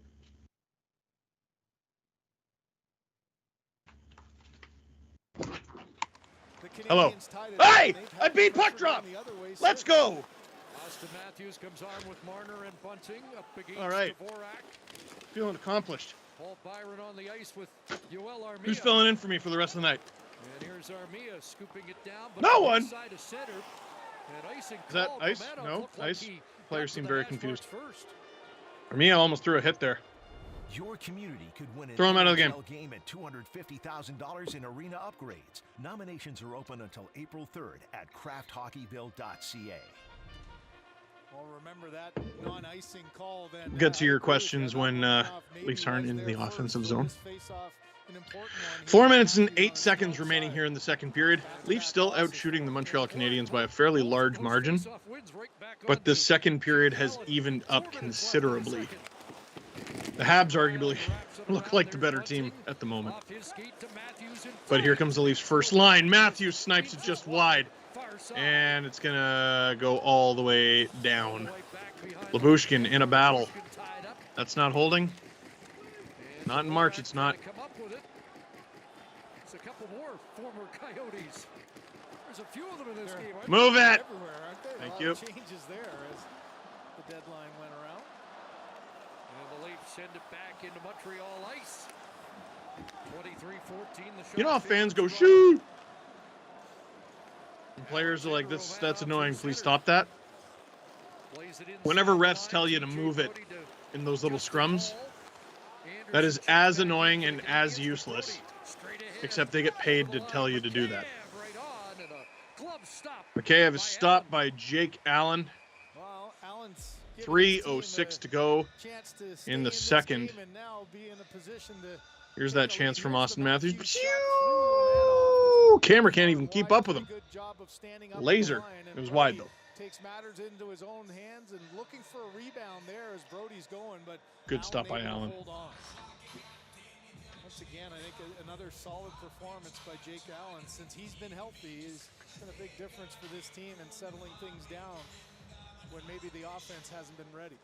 There's an offensive zone face-off win by Camp and a shot on by Brody, rebound. Oh! Allen, who makes 2 consecutive Justin stops Hall, to get another face-off. like aggressively looking for a goal in this one. And here's one that Suzuki can't get a hold of. Good second effort by Camp, but the battle's in front as Hall jumps in, gets around Caulfield. You can see him come kind of sneak from the outside. Caulfield not able to stop. The Leafs, it's weird. I feel like they're playing conservatively, but they've had at least 3 full send moments tonight. Oh boy! Oh! Almost a breakaway for Cole Caulfield, but it gets just ahead of him. He is dangling. Leafs just took a penalty. They're going to go back to the penalty kill to end this second period unless the Habs score right here, right now. Good stick by Blackwell, but batted out of the air by Colin Blackwell. it's going to get the gate with 2 Who done it? here in the second. Who done it? Cole Caulfield can't believe he wasn't able to get a hold of this. Watch the pass across. Betza won a face-off. Not good from Justin Hall at all. Just super fortunate that that pass to Cole Caulfield was errant. Justin Hall gets the And I was puck watching there. I think it was Blackwell. No, it was not. It was Justin Hall. Oh boy, that is not a good shift from a player who I think has otherwise been having a fairly good game. Not a good shift from Justin Hall at all. Giveaway in the offensive zone, penalty in the defensive zone. I was not saying boo earns, I was saying boo. We got a comment from my dad. He says, I think the Leafs will win. I love you too, Dad. Dad? Dad? Dad. You're lucky. Well, if there's one thing about young Cole Caulfield that he's got to dial in on is so often when he gets Habs power play, nearly 24% in their last 6 games. This is what I'm saying. We need post-St. Louis stats. It doesn't help that you're like, oh yeah, Habs are 30th out of 32 this season. No. I don't want any Dominic Ducharme tainted stats. So often it's the rebound and second chance that'll go in. I want nothing but Martin St. Louis. It's been pretty incredible, hasn't it? Just any fan understands what confidence means. It kind of feels like when a team gets a new coach, once they've been there for 10 games, just use those stats. It's a different team. Oh, here comes Caulfield. Oh! Sheldon has no idea where it is. Now he does. This Habs power play looking better than the last one. Leafs bunching up, not good. And a goal from Cole Caulfield.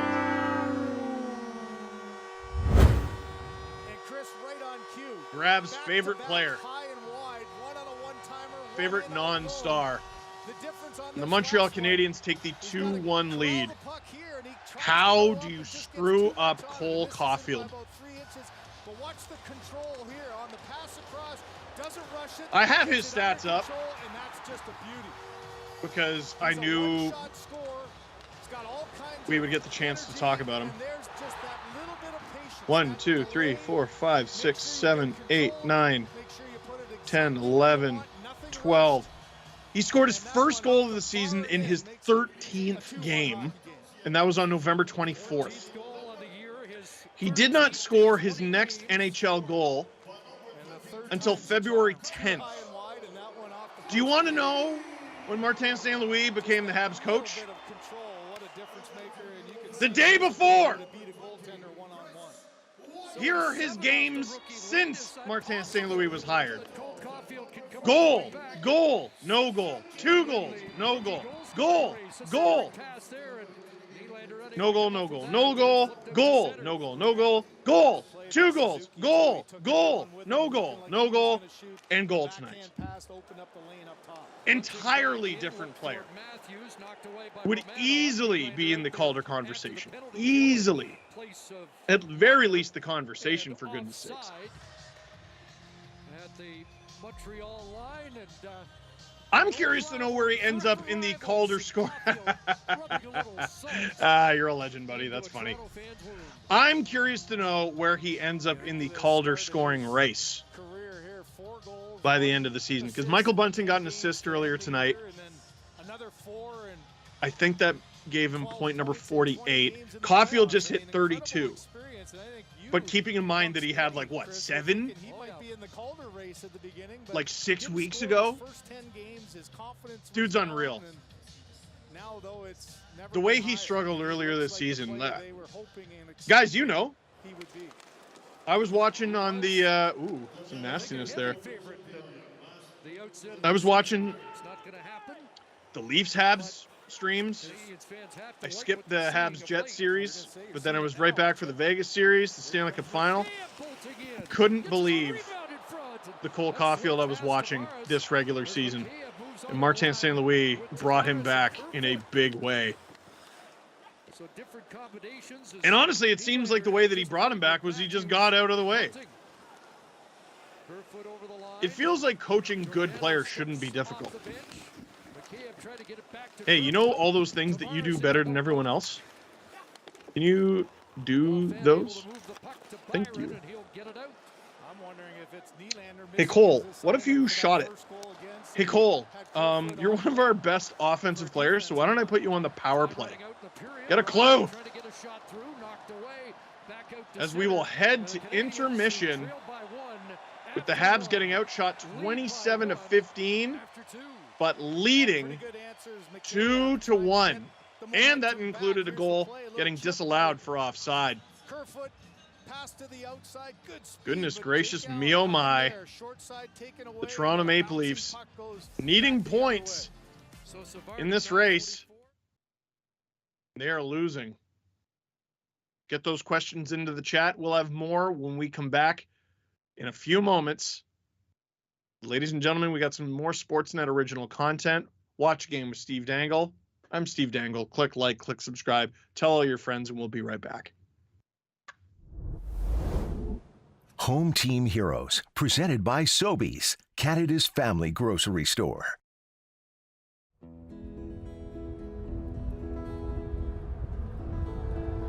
All right, joined by Scotty Hartnell, Lloydminster's own Scott Hartnell. Born in Regina, grew up in Lloyd. What's up with that?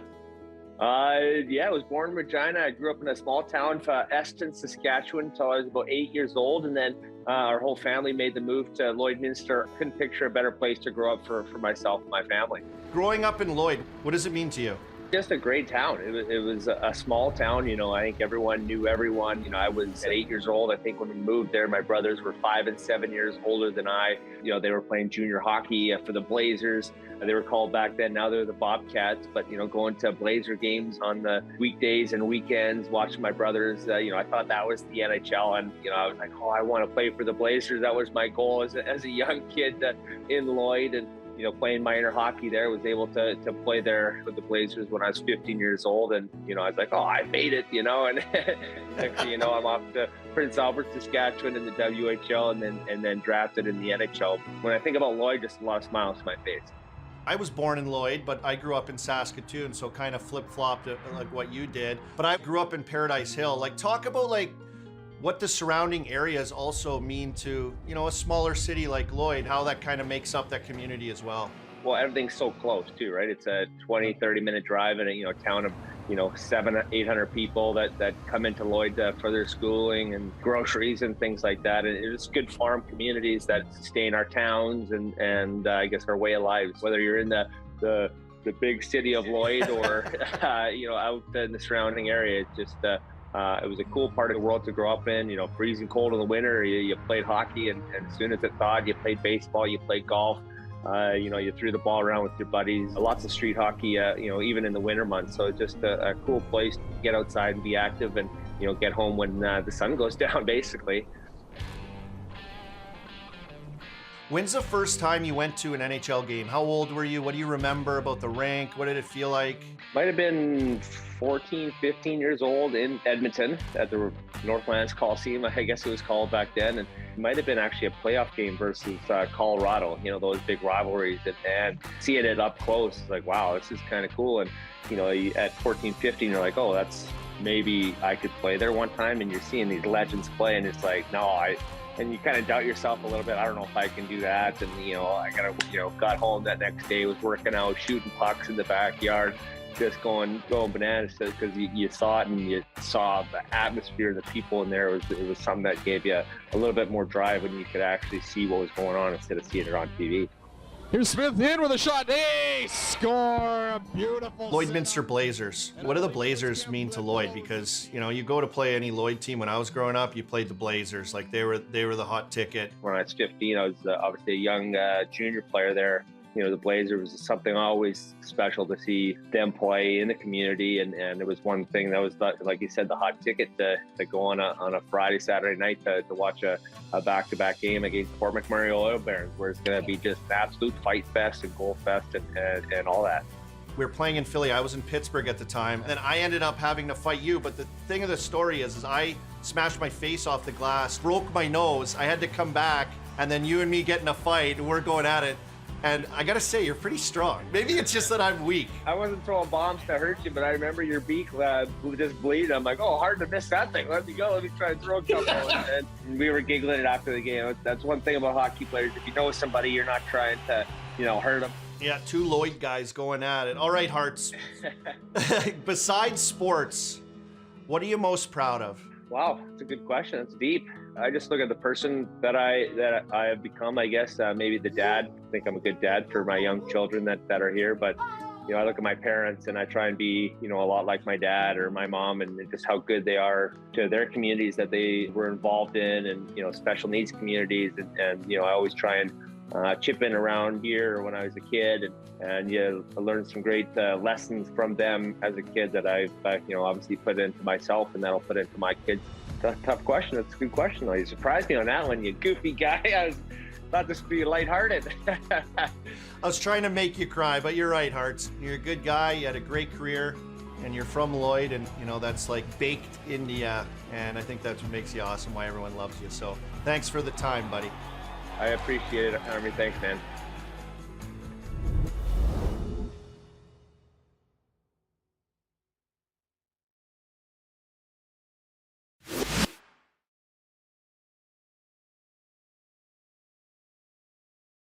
The NHL trade deadline, one of the most exciting times of the season, a day that has changed the destiny for many players and teams for decades. Also a day filled with pure anxiety, uncertainty, and speculation for many parties involved. Here are 10 facts on the NHL trade deadline. Let's go.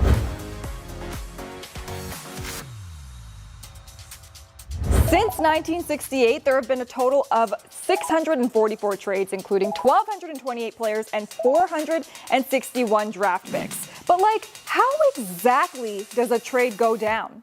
Well, lucky for you, I've got your step-by-step guide on how to make a trade on deadline day. Step 1. Figure out who you're trading and who you're looking to acquire. And make it good. You don't want to be on the losing side of this. Step 2. Coordinate with the team you are making the trade with. Make nice with them. Or don't. Step 3. Call the league office. Step 4. Tell the league office. Step 5. Grab a snack and wait for the league office to call you back with your newfound trading buddy on the line. Step 6. Bring your A game. Now is not the time for fear. This calls for business, numbers, money, contracts, more money, more numbers, negotiations. And once all of that is settled and out of the way, we can move on to Step 7, which is end call. AKA, the trade is complete. Congratulations, you have just gone through the 7 steps, you've sealed the deal, and you've just made your trade. But no one knows about it. So now we gotta go into step 8, which is the tweet. Let's check in with Hockey Central insider, Elliot Friedman. Hey, Elliot. Hey, Emily, the honest truth is this. When it comes to deadline day, there are no rules at all. It's simply about how quickly can you get the information and who do you trust. Go. You'll get one text and you'll be checking something and you'll get another text saying, okay, here's another thing. If someone's word is gold and they give you something, you feel comfortable going with it, you go with it. If you feel you have to check with another person or two, and that's usually the smart thing to do, you go and do that. But the idea of checking with 5 or 6 people on trade deadline day, that doesn't work because you go and get beat, but you're not always comfortable. Sometimes you do get beat because you're just not sure. So we know many trades have gone down over the years, but let's see if you can answer this question. Which player has been traded the most on deadline day? Is it A, Lee Stempniak, B, Dan McGillis, C, Alan May, or D, future considerations? I won't blame you if you say D. The correct answer is C, longtime NHL enforcer Alan May. May was traded a total of 5 times in his career, with 4 of them happening at the deadline in 1988, 89, 94, and 95. The teams that acquired him were Calgary, Dallas, Los Angeles, and Edmonton. And apparently, to no one's surprise, May dreaded deadline day every year. Can you blame them? Currently, Boston holds the title for the most consecutive years a team has gone without making a single trade on deadline day. What? The Bruins did not make a single transaction at the trade deadline for 15 long years, from 1968 to 1983. Now, contrary to that, Anaheim owns the NHL's longest active streak for making a trade on deadline day, having made at least one deal since 2006. The team has had two GMs in that time, Brian Burke and Bob Murray. Colorado had a streak of 15 straight deadlines, making a move until they stayed quiet in 2018.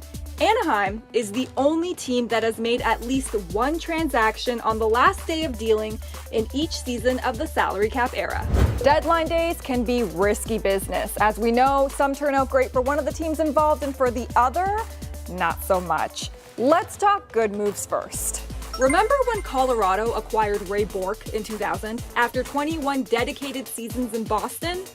We all know how this story finishes, with Bourque lifting the Stanley Cup over his head after the final game of his career. Let's take it back a bit further to 1988, when Calgary traded Brett Hull to the Blues. Hull went on to score 527 of his 741 goals with the Blues, becoming a franchise icon, going on to win 2 Stanley Cups and becoming a Hockey Hall of Famer in 2009. Another big move, this one for Pittsburgh in '91, when the Whalers traded captain Ron Francis. He went on to play a pretty big role in the Penguins winning their first and second Stanley Cups in the franchise's history. As for lopsided deals, there are many notable ones, including the losing side of the ones I just mentioned. But I think the biggest may just be the 1996 Marcus Naslund trade, where the Penguins traded Naslund to the Canucks for Alex Stoyanov. This is considered one of the most regrettable deals in the franchise's and arguably the NHL's history. Naslund exploded for the Canucks, serving as captain for 8 seasons and becoming the franchise leader in both goals and points at the time. He ended his career with 1,117 games played and 869 points, while Stoyanov ended his career after 3 seasons with only 7 points. My question to you, would you consider this the biggest lopsided deal in trade deadline history? Drop a comment and let us know. And I know what you're thinking, more trades mean more Stanley Cups. Yeah, no, not really. Since 1968, the Penguins and Canucks are the 2 teams who have made the most deadline day deals of any NHL franchise, with a total of 65. And while many of those deals have worked out for the Penguins, I mean, we already talked about Ron Francis alone, for the Canucks, yeah, not so much. So while the Canucks are making a lot of deadline day deals, those trades aren't really accelerating any sort of rebuild that could lead them to the cup, at the moment at least.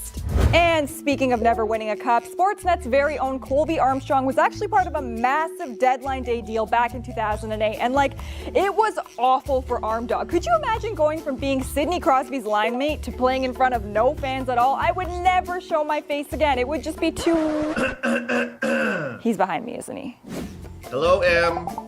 I haven't met you yet. I don't even know you, and this is how you do me? I guess you want the player's perspective. Is that what it is? Now, times have changed since this old dog was out barking. Ow, ow, ow. We didn't have all the tech crap phones, beep, boop, bop, but I can tell you, being dealt on the deadline can be really stressful. First, in the lead up, you've got to deal with the rumor mill. That's a real thing. And if your name is on the list, you're going to be hearing about it non-stop from the boys, the media, family, friends, even the guy down at the coffee shop, everyone. Then there's the process of actually being dealt. Once the trade is confirmed, hopefully you get a text from your head coach or a GM telling you to meet them in their office to deliver the news. But not everyone is quite so lucky. Imagine you spend every day grinding for an organization to find out you've been traded from this guy.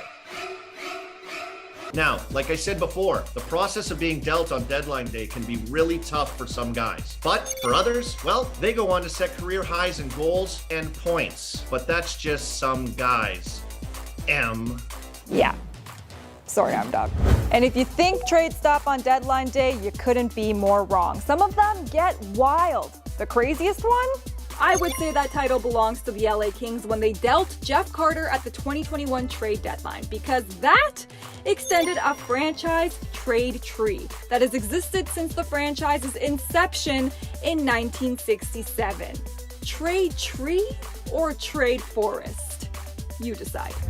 Okay, let's talk coaches because we know many current NHL players go on to become head coaches. Can you guess which current head coach this is who has had the distinction of being dealt as a player on deadline day? Let me give you some clues.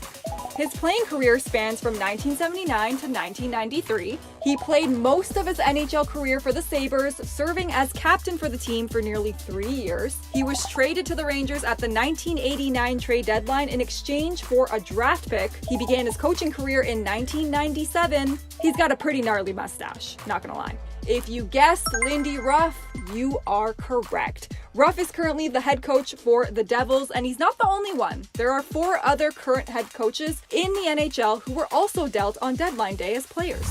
And that's a wrap on this episode of 10 Facts, all about the NHL trade deadline. Were some of these facts interesting, shocking to you? Did you know some of them already? Make sure you let us know in the comments below. My name is Emily Agard. Make sure you like this video and subscribe to our channel for more 10 Facts coming soon. I'll see you next time.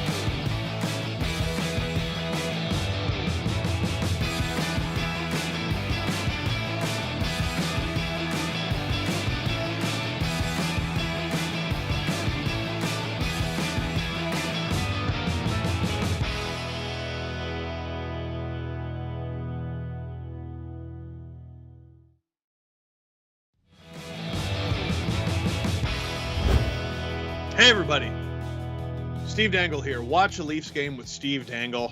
Click like, click subscribe, tell all your friends. So, we're about to head into the third period here in Montreal. Toronto Maple Leafs losing 2-1 to the Montreal Canadiens off a goal from Cole Caulfield, who has been unreal.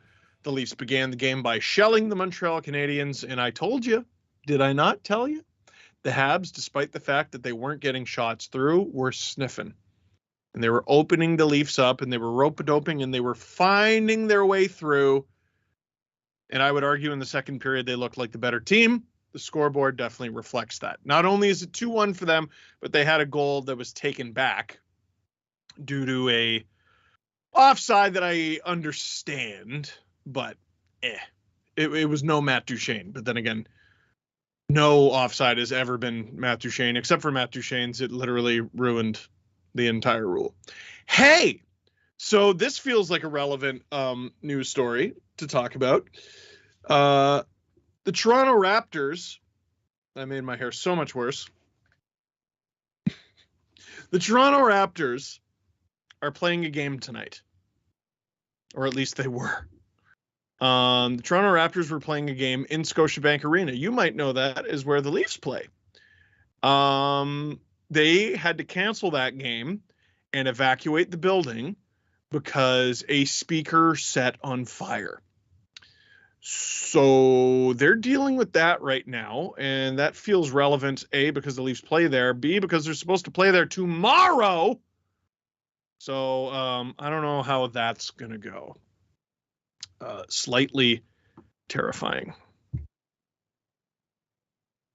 Oh, no. Okay, I read it, so I have to do it. It's our new favorite game. Rob says you have 10 seconds to find something in your room and tell a quick story. Good luck. 10, 9, 8, 7, 6, 5, 4, 3, 2, 1. Pace of their game came up. I didn't know what to grab, so I grabbed this.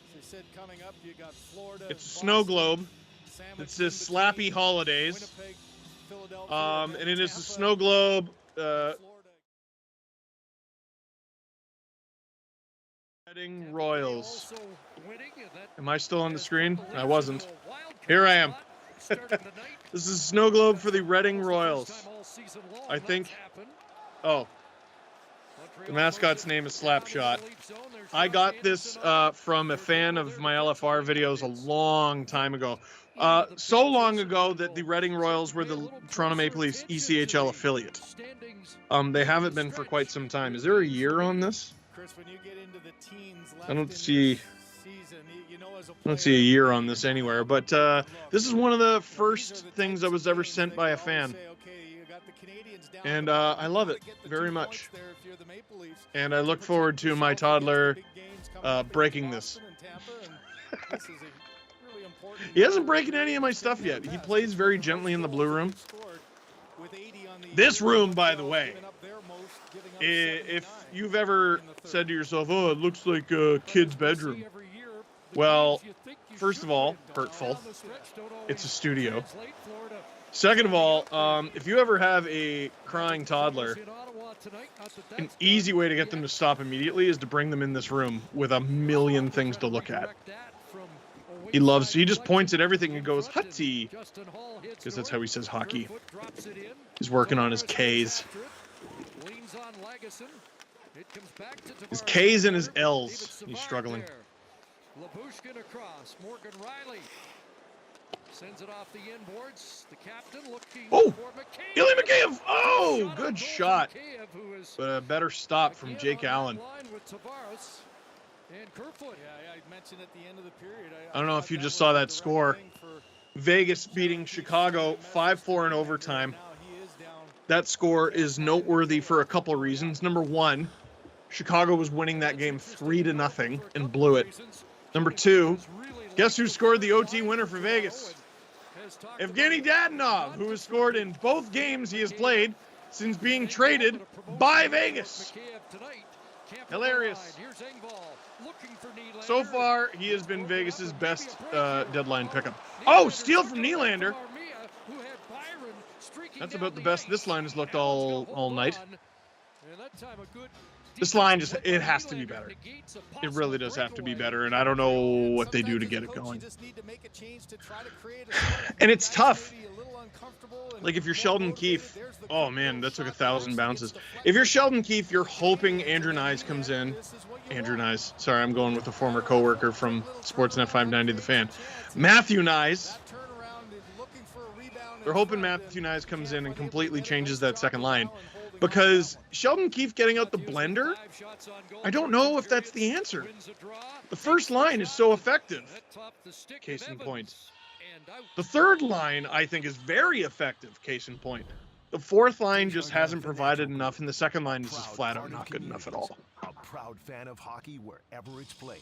If Nyes can come in and be a contributor, awaken John Tavares a little bit, awaken William Nylander a little bit, you push Kerfoot down to the fourth line. All of a sudden, you got a pretty deep lineup, and I feel like you're capable of taking on anybody. But right now, man, if it ain't coming from that first line, it's not happening. Oh, fortuitous bounce for the Leafs, but the Habs stay on side.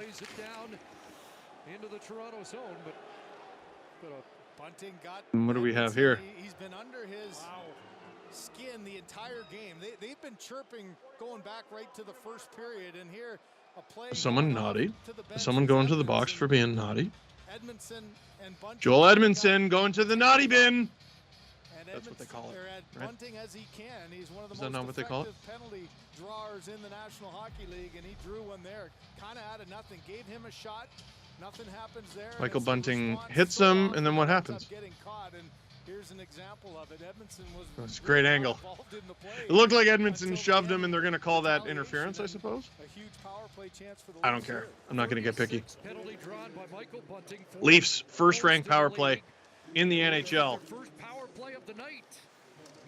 Kevin Papetti posting on Twitter that the Leafs, who have the best power play in the NHL in terms of percentage, are actually 30th out of 32 teams in terms of drawing penalties. Which is hilarious because I think Michael Bunting still leads the league in drawn calls.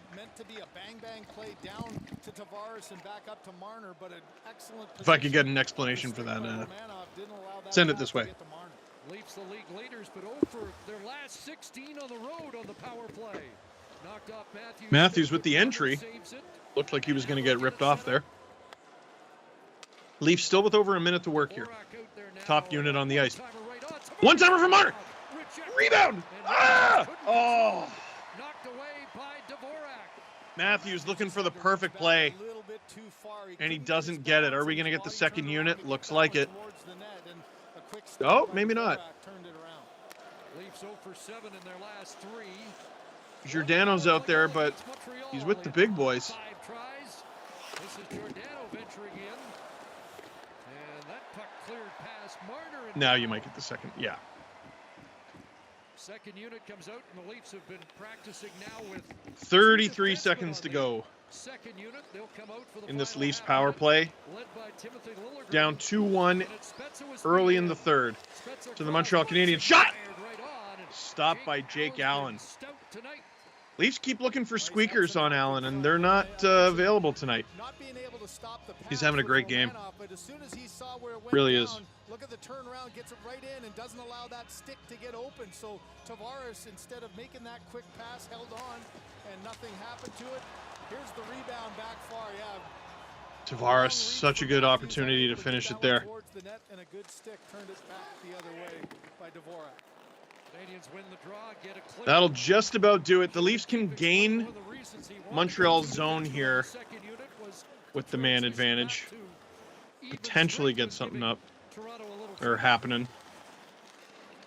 Michael Bunting across. There's Giordano. Penalty is over, but here they go. Oh, Jason Spezza almost cramming it home. Back up top. Giordano returns it. 3 shots on goal. It's not bad. Spezza can't quite get it through to the front of the net. Who lugs it out and rolls it down. So the Leafs on their Icing. power play, 3 shots, but So there's still some tired bodies out there for Montreal. Second unit does a good job of getting good puck movement down low, but Spezza's in so tight and out. Frazier, thoughts on Nick Abruzzese? So the Leafs just signed Nick Abruzzese, drafted as an overager a few years ago, but he's been an exemplary player in NCAA. And he's signed a 2-year deal that starts this year. So he's eligible to play this regular season, these playoffs. Oh! He's another shorter guy, 5'9", $160, according to Hockey DB. But he's been playing against men, 33 points in 28 games NCAA. And it's not every year that you have not 1 but 2 players who could potentially come into your lineup after the deadline and make an impact. I don't remember when Cole Caulfield joined the Habs lineup last year. Oh dear. Off the one draw, look at all the bodies in front. It's an own deflection off the leg of Evans. Oh, change direction on Allen. So anyway, Nick Abruzzese, I think, could be a good addition for the Leafs. Left shooting center. I'm excited. Really high hockey IQ. But I think Matthew Nyes is the name we're all kind of waiting on. If you want my bet, I think Abruzzese comes in. They try him 4th line center. They have Spezza on his right wing and Simmons on his left. And in other games, you'll see one of Spezza or Simmons take a seat, and they'll insert Blackwell. And there will be nights where Abruzzese sits and they go with the 4th line they have tonight. Suzuki shovels it around. Edmondson shot knocked down. Oh, where's the puck? Anderson in front, couldn't find it, and the Leafs clear. This line just continues to push the play Man, offensively. The Suzuki line this fourth line changed the momentum. You get a penalty was such a kill, factor and so formidable earlier in the season, and they have totally lost it. Giordano gets beat with the feet there, but strong with the body. The Leafs will break out. He hops into the rush. Excuse me, that is McKay. Looks like they got a bit of a new look line out there. Tavares, Kerfoot, Mikheyev. Is this on purpose, or is this a partial line change? I think it's on purpose. With Tavares tied up in front, and it's going to be a penalty. We're about to go to break here. When we come back, the Leafs will try to tie this game in the third period against the Montreal Canadiens. Watch a Leafs game with Steve Dangle. I'm Steve Dangle. Click like, click subscribe, tell all your friends. We'll be right back.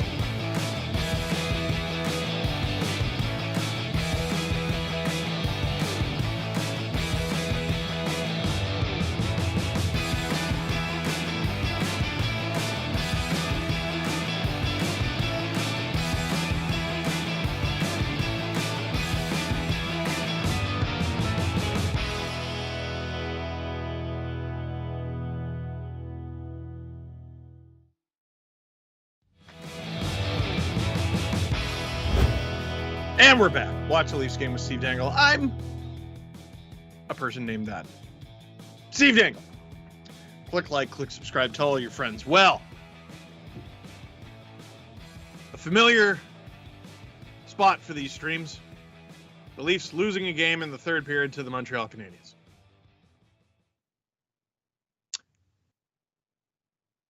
I've spent many hours at therapy to be able to say that and smile. Leafs coming out of the gate, great. They really did.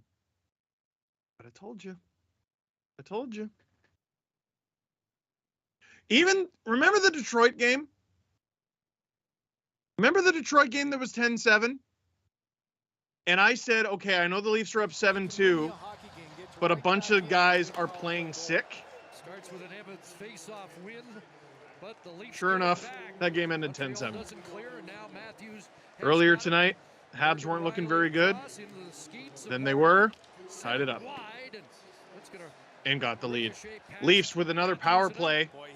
13 minutes to go here. I don't know if that was a t-shirt toss or if they're doing the wave. I'm going to go with t-shirt toss. Wave on the penalty kill in the third period would be something. I kind of respect it. I don't know. Suzuki in a penalty killing role. Riley able to collect the poofs. 13 power play goals for 34. He's trying to get the Montreal Canadiens moving. Oh! Oh! Willie! Buries it! I think he was benched last shift. And he buries it. The shots are unbelievably 38-15 now. But the score is only tied 2-2. Tavares telling Nylander, why don't you score? Be better if you scored. I think that was the advice he gave the youngster. Tip in front from Tavares. Man, people don't appreciate the work that guy does. He takes major abuse. And, okay, Habs fans are going to roll their eyes. That should absolutely be a penalty on Edmondson. Is it? They got the 2 minutes up. Absolutely. What are you even smirking for? You haven't been paying attention? They said they were cracking down on this garbage this season, and you did it. Now, Joel, here, if you want some advice, Mr. Edmondson, you would have gotten away from it, or you would have gotten away with that cross-check if it was to the neck, like you did against Wayne Simmons last playoffs. Here comes Austin, speaking of which. Oh, my goodness. Did Jake Allen get a piece of that? Judging by Mitch Marner's face, I think he did. Yeah, it's a save, said producer Stu. Let's see it. Here comes Mitch. That was a risky play from Matthews. Oh! Wow! I can't believe it. What a stop. What a stop from Jake Allen. Shots now 40-15 as the Leafs go right back to the power play. I can't believe that save. Hat pick? I think it might be. 3-on-2 here for the Habs. Short-handed. Is it getting deep? What a stop by Shelgren! Oh, he had him dead to rights! No way! What a game! If you're just tuning in, I'd say you've missed a heck of a game, but this is the best part. So, congrats to you for being efficient with your Saturday. But you should try to tune into all of Watch a Leafs Game with Steve Dangle. How dare you? Leafs still with a minute to go in this power play. Somehow. How is this only half over? That's ridiculous. Mark Giordano. Leaf, by the way. Habs will break it out again. Habs penalty kill is dangerous. It reminds me of the Leafs, to be honest. They're very aggressive. That's how the Leafs kill penalties, is they scare you with the threat of a shorthanded goal. Once you trap them in their own zone, it's a bit of a problem, but here come the Habs again. Told you. There's 3 deep. Fortuitous bounce from Michael Bunting will break it out, but he loses it.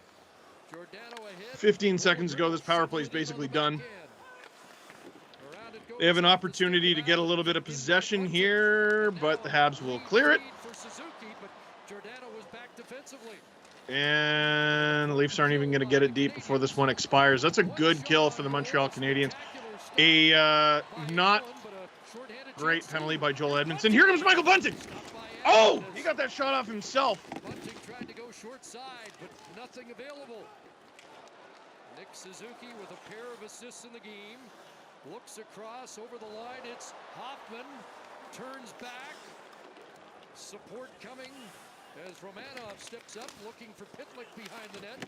Broken up by Hall. That was a great pass in Nylander by Marner. Now brought down by Camp. On that tying Leaf goal.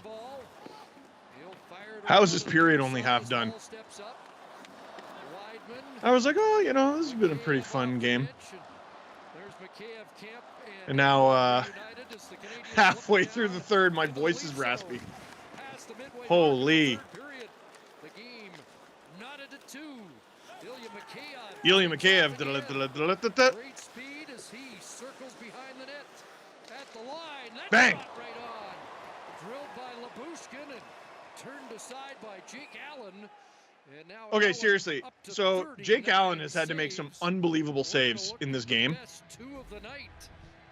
Feels like every save Shelgren has had to make has been a 10-beller. Don't go away. If you do, you're a silly goose.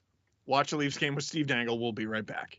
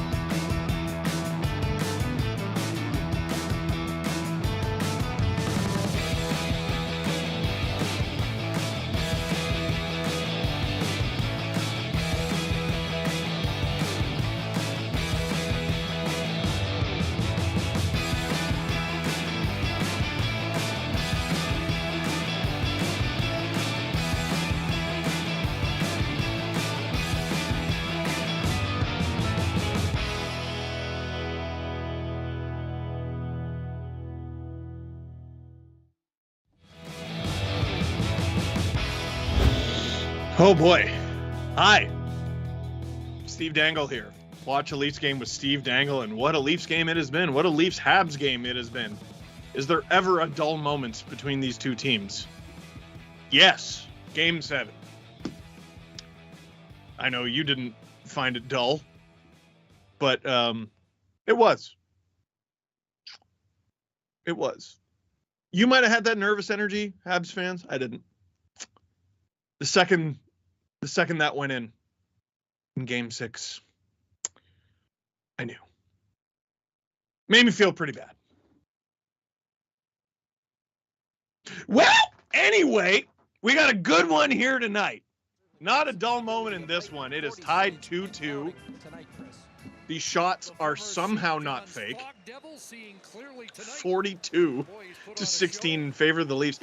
I really got to say, this game, and if you've been here for the whole stream, you know I've been saying it all night. This game does not feel as lopsided as the score or the shots seem to suggest. Like that little play there, for example, didn't result in the shot on goal for the Montreal Canadiens, but it's a 3-on-2 opportunity. The Leafs played it well, and they've been playing a lot of them well. And in some cases, the Habs have been putting it on and missing the net. But like that save that Jake Allen just had to make, that's a shot. Bart, it's never going in. That's never going in on any NHL goaltender. If it did, it would show up in Steve's Dangets. Right? So I'm going to go out on a limb and say the Leafs have probably outplayed Montreal. But the shot's 43-16.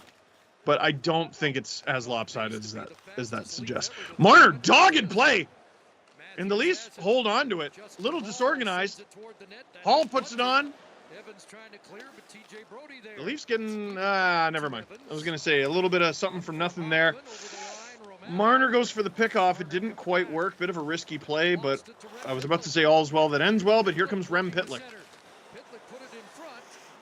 Hoffman gets it back. Fired that. Blocked by Matthews, who can't get away. In behind the net, Jake Evans. Checked by Hall. Comes loose for Matthews. Pitlick was an underrated pickup for Montreal. I can't remember if he was a waiver claim or a minor trade. I think he was a waiver claim. He's one of those Travis Boyd types who just, oh, this guy has a shooting percentage that's way too high. He's never going to be able to continue that. And then he simply does. He just does. I'm Rem Pitlick. That's what I do. Oh, fortuitous bounce for Engvall. Ah! He's out there with Nylander. I think this might be a broken line change. Nylander and Kampf. Oh! No, this is the blender. 7:07 left in the third. So if I'm not mistaken, Kerfoot, Tavares, Mikheyev, Nylander, Engvall, Kampf. So Keith does have the blender out, but it's for the second line and third line. Man, I think the Leafs would have to be in some kind of dire straits to separate Matthews, Marner, Bunting. Unless Matthews cross-checks someone in the head and gets suspended, I really don't think there's a reason to break them up. They're too good. It's up to the other lines to figure it out. Ooh! I want Lyubushkin to get one so bad. Imagine he gets the game winner in Montreal. Come on! He got like 1 goal in 200 games. I want it. I want it. Spets ahead, trying to spring the speedy Mikheyev, but it's knocked down by Mikheyev can't quite track it down. Leafs with a line change here. Oh, what a play! Wayne Simmons! Oh! Poked off his stick by Josh Anderson. I think that was Colin Blackwell with the pass. Great defensive play there by Josh Anderson. Puck over to Justin Hall. Oh, he can't get it through. He's deep. Wayne Simmons looking for his first goal in Remember I told you Justin Hall plays his best hockey hungry. Here's Spezza. He's had a decent game except for that one real bad shift. Hall shooting and Where did it go? Oh my goodness. What a game, what a game, what a game. We're going to get another look at that. I want to see the setup. Spezza, it was Spezza, not Blackwell. Unreal. Josh Anderson. Oh, and Wayne Train just has it knocked off his stick. Oh. Honestly, what percentage of these games, watch a Leafs game with Steve Dangle games, have been boring? You know? Like if I just sat there and just watched the game like this, no emotion, said nothing. How many of these games on their own would be boring? 2? Maybe 2? Leafs, I think, shut out the Islanders once. And I think they were shut out by the Penguins once. Almost every other Saturday has been a carnival of some form or another. This 2-2 game between the Leafs and Habs might be on the tamer side. And it's still bananas. Chances going both ways. We had a goal called back. Unbelievable saves. Jake Allen with maybe his best save of the season. Eric Shelgren with probably the best save of his career. That sounds hyperbolic, but it's his 5th game. It's only started 4 games. And I'm going to say that sort of thing until it's not funny anymore. And to me, it's still funny. 2-2. Click like, click subscribe, tell all your friends. I know you've been leaving questions in the chat. It's been hard to get to them. Dan, will Campbell be better when he's back? Yes. So I know a lot of Leaf fans are down on him and, his track record throughout his career. He's not a starter. Well, okay, if we're going to use his track record, as we redo that face-off, if we're going to use his track record, then we need to acknowledge that there's nothing in Campbell's track record that suggests he's as bad as he was before he went down with an injury. Leafs with a rare bad night in the face-off dot. Really getting eaten alive by Montreal there. They're doing it again? Ooh! I know Montreal won, but ooh. Come on. It's 5:24 to go in the third. Relax. This better be a great face-off. Oh, man. Yeah, it was great. I'm really glad we did that 3 times. Good for you. You're a star. Anyway, there's nothing in Campbell's track record to suggest he was as bad as he was before he got the rib injury, lost his confidence, whatever it was he was playing through. I don't know if the Leafs need superhuman goaltending. Whoa! League average should suffice for a team that scores this many goals. They're working on cleaning up defensively.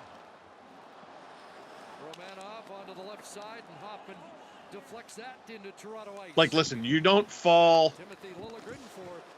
Oh my God, I don't like that play.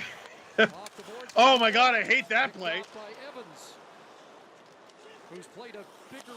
Anyway, no one's just going to hand you Andrei Vasilevsky.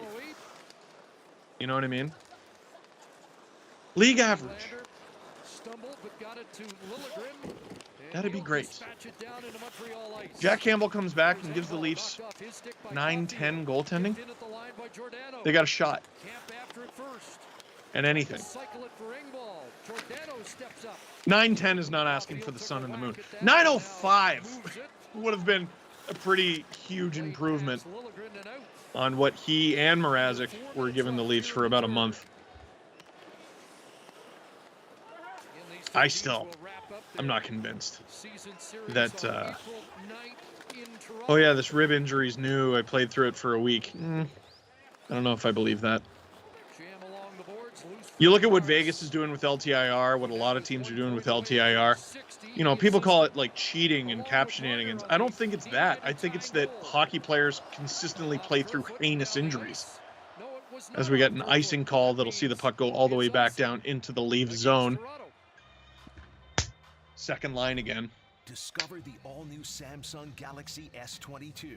Get it now at Rogers, Canada's largest and most reliable 5G network. 3:24 to go. Shots hilariously, hysterically, 45-16 for the Leafs, but we got a game that's tied 2-2. And win that one. But Dauphin loses it, and Hall sends it to center. Back in comes Dauphin. Anderson. A Habs team getting outshot, but relying on goaltending, you say. And now Alex Kerfoot takes over. Kerfoot, Tavares, McKayev, speed in. Ah, it's offside there, Kerf. Puts the play That wasn't even close, bud. Another example of Schuneman with a great stick there, forced that little cutback. And So it does look like Kerfoot, McKayev, Tavares. short bench right now for the Leafs as well as there's the good stick that forces Kerfoot Willie to getting go across, and Tavares demoted, and then ironically he's got the game's tying goal, but it was on the power play. I don't know if it's demoted. I think it's just Keefe getting out the blender. because of all the injuries on the other side. A short bench for Marty St. Louis has kind of taken the fourth line out of it, even though he got back-to-back games. Woo! Riley, and he fired it right on. Good save by Allen. Who was that sneaking in? Bunting? And scooped out to center ice. Marner Riley took a casual. look, found Bunting breaking, and Bunting from a sharp angle, knocked down by Allen. Bunting, I thought that was going high and wide. That's a good shot on goal. Marner to Riley. Marner gets it to the point. On! Blockered away by Allen, picked up by Matthews. He's knocked down. Oh, Matthews takes a hard tumble to the ice. Habs with a 3-on-1. Shoots, scores with 2:28 to go in the game. Shelgren with 3 different Habs to think about. Gets sniped on by Paul Byron. Paul Byron with a third period goal to take the lead. You don't say. Matthews getting taken down. I don't mind the play defensively of Labushkin. Loses the puck. The shooter to his goaltender, takes away the pass. Yeah, that's a really tough situation for Shelgren. He gets beaten 5-hole, but he's preparing for 3 different scenarios on the fly, and now the Leafs have to tie it in the next 2:28 to send it to overtime. Or, no, they don't, and they just lose. So now the Leafs going back to their regular third line of Kampf, Kerfoot, Engvall. Oh, wait, no, they aren't. It's usually McKayev in that spot. Interesting. Peripheral vision there. He looked off like he was going to pass the whole way and never really took a glare. I mean, I assume Shelgren is about to leave the net. Leafs probably gain the zone here, and then he leaves the net. Well, gain the zone and possession, I should say. Can't really pull him right now. Career high 47 was set earlier this year. Shot attempt 73-34. That makes Shelgren look so bad, but that's just not how it's gone at all. Habs doing a great job of making it difficult for Shelgren to even get to the bench. He's got to go. He's got to go now. Good hold. Willie hunting it down behind the net. Just under 90 seconds to go here. Leafs can still tie. Whoa, here comes Marner. Marner, good stop up. Willie going to the point.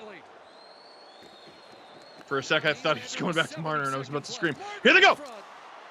Oh! Almost shovel it. Matthews does a good job getting it back to the point. Skips over Willie's stick.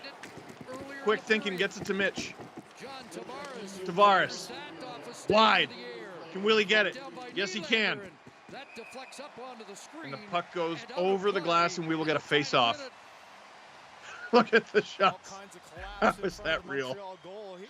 Never a dull moment, baby. So I think Matthews going backwards trips over Byron's feet. Is that what happened there? Man, Byron wasn't even looking. He wasn't even looking. No arm obviously came up, and now a timeout by Sheldon Keefe to try to draw. And we got a timeout. Here with 54 seconds to go. 49-18. 54 seconds to go. Leafs drawing up a play. Better be a good one. Better be a good one. That's all I know. If you look at that last sequence with the Leafs trying to, it's been a good game. Montreal, as soon as the puck gets down low, they're just collapsing back in front. Now Martin St. Louis and company just trying to shut it down.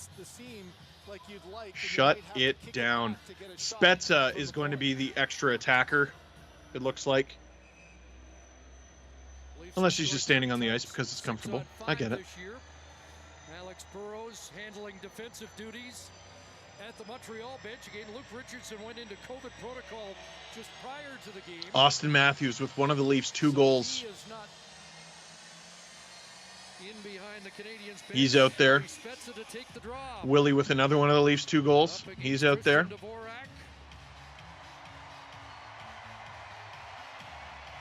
Oh, Spezza's taking the face-off. I'm looking at the wings for Jason Spezza. He's out there taking the face-off.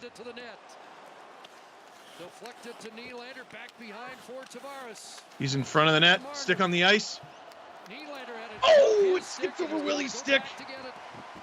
And under 40 seconds to go. Oh, boy, that's tough. They got to gain the zone. Get possession. Oh! And they're going to have to do it again. Under 30 seconds to go now. And then we got an empty netter. Christian Dvorak with his second of the game. And Le Bleu Blanc et Rouge will win. Habs fans loving it. And why not? This has been a real tough season. Eliminated from playoff contention last night. And then the Toronto Maple Leafs of all teams come into their building, outshoot them into oblivion, and lose. Is this Martin St. Louis' first win over the Leafs as head coach? He gets the one that will clinch this, and Paul Byron scores the key. He scored the overtime winner that eliminated the Leafs from playoff contention, I want to say in 2006.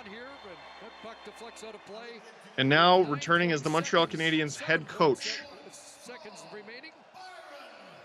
He'll pick up the 4-2 victory. Shots 51-19. If you're Sheldon Keefe, what do you do? What do you do? Leafs taking on the Florida Panthers tomorrow. Second half of a back-to-back with Peter Mrazek in net. And I don't know what to expect out of that game against the Florida Panthers, but I tell you what, they ain't getting 51 shots on goal. I'll make that bet right now. By the way, the Panthers, who were losing 2-0 to the Ottawa Senators, there's 4:30 to go in the third, and it's now 3-2, still for the Sens. But the Panthers scored 2 in a minute and 2 seconds in the second period. They're right there. They're right there. Big playoff implications. And the regulation loss means the Leafs stay in the wild card. They're not in any danger of missing the playoffs. The Blue Jackets have 68 points. And they're the next closest team. Washington has 82, LOL. Leafs have 85. But the Leafs now 1 point behind the Lightning for third in the Atlantic and 2 points back of the Boston Bruins.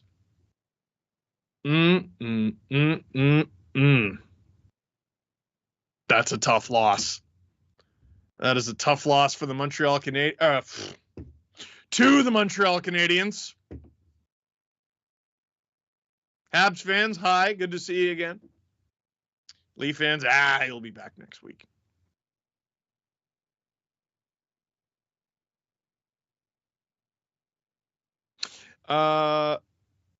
Andrew, which team botched the trade deadline? Oh, and it says other than Vegas.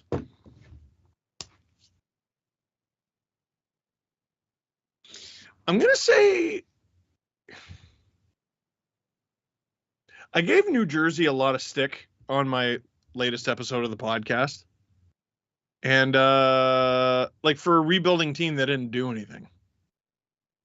I mean, they're certainly bad by accident. So I don't think they did great.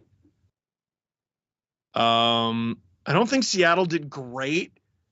Because here's the thing. They got a lot of draft picks, and that's good because they're not rebuilding, though. They're building. It's different, right? They need players, literally, to play for them. And I'm going to go with the Anaheim Ducks botched it on account of they could have got Evgeny Dodonov, and now they don't have him because he's on Vegas. And hilariously, I mean, you can't even argue that Vegas botched the deadline. The guy who they traded but ended up getting back has 2 goals in 2 games, including an overtime winner. I'd say that's fortunate for them. Unfortunate for the Leafs. They get over 50 shots and allow under 20 and lose. Well, thank you very much for watching the stream. Sorry I missed you last week, but absence makes the heart grow fonder, I hope. But for now, that is it for this edition of Watch a Leafs Game with Steve Dangle. Thank you very much for watching. Click like if you like the stream. Click subscribe if you really liked it. Tell all your friends. Those Leafs, huh?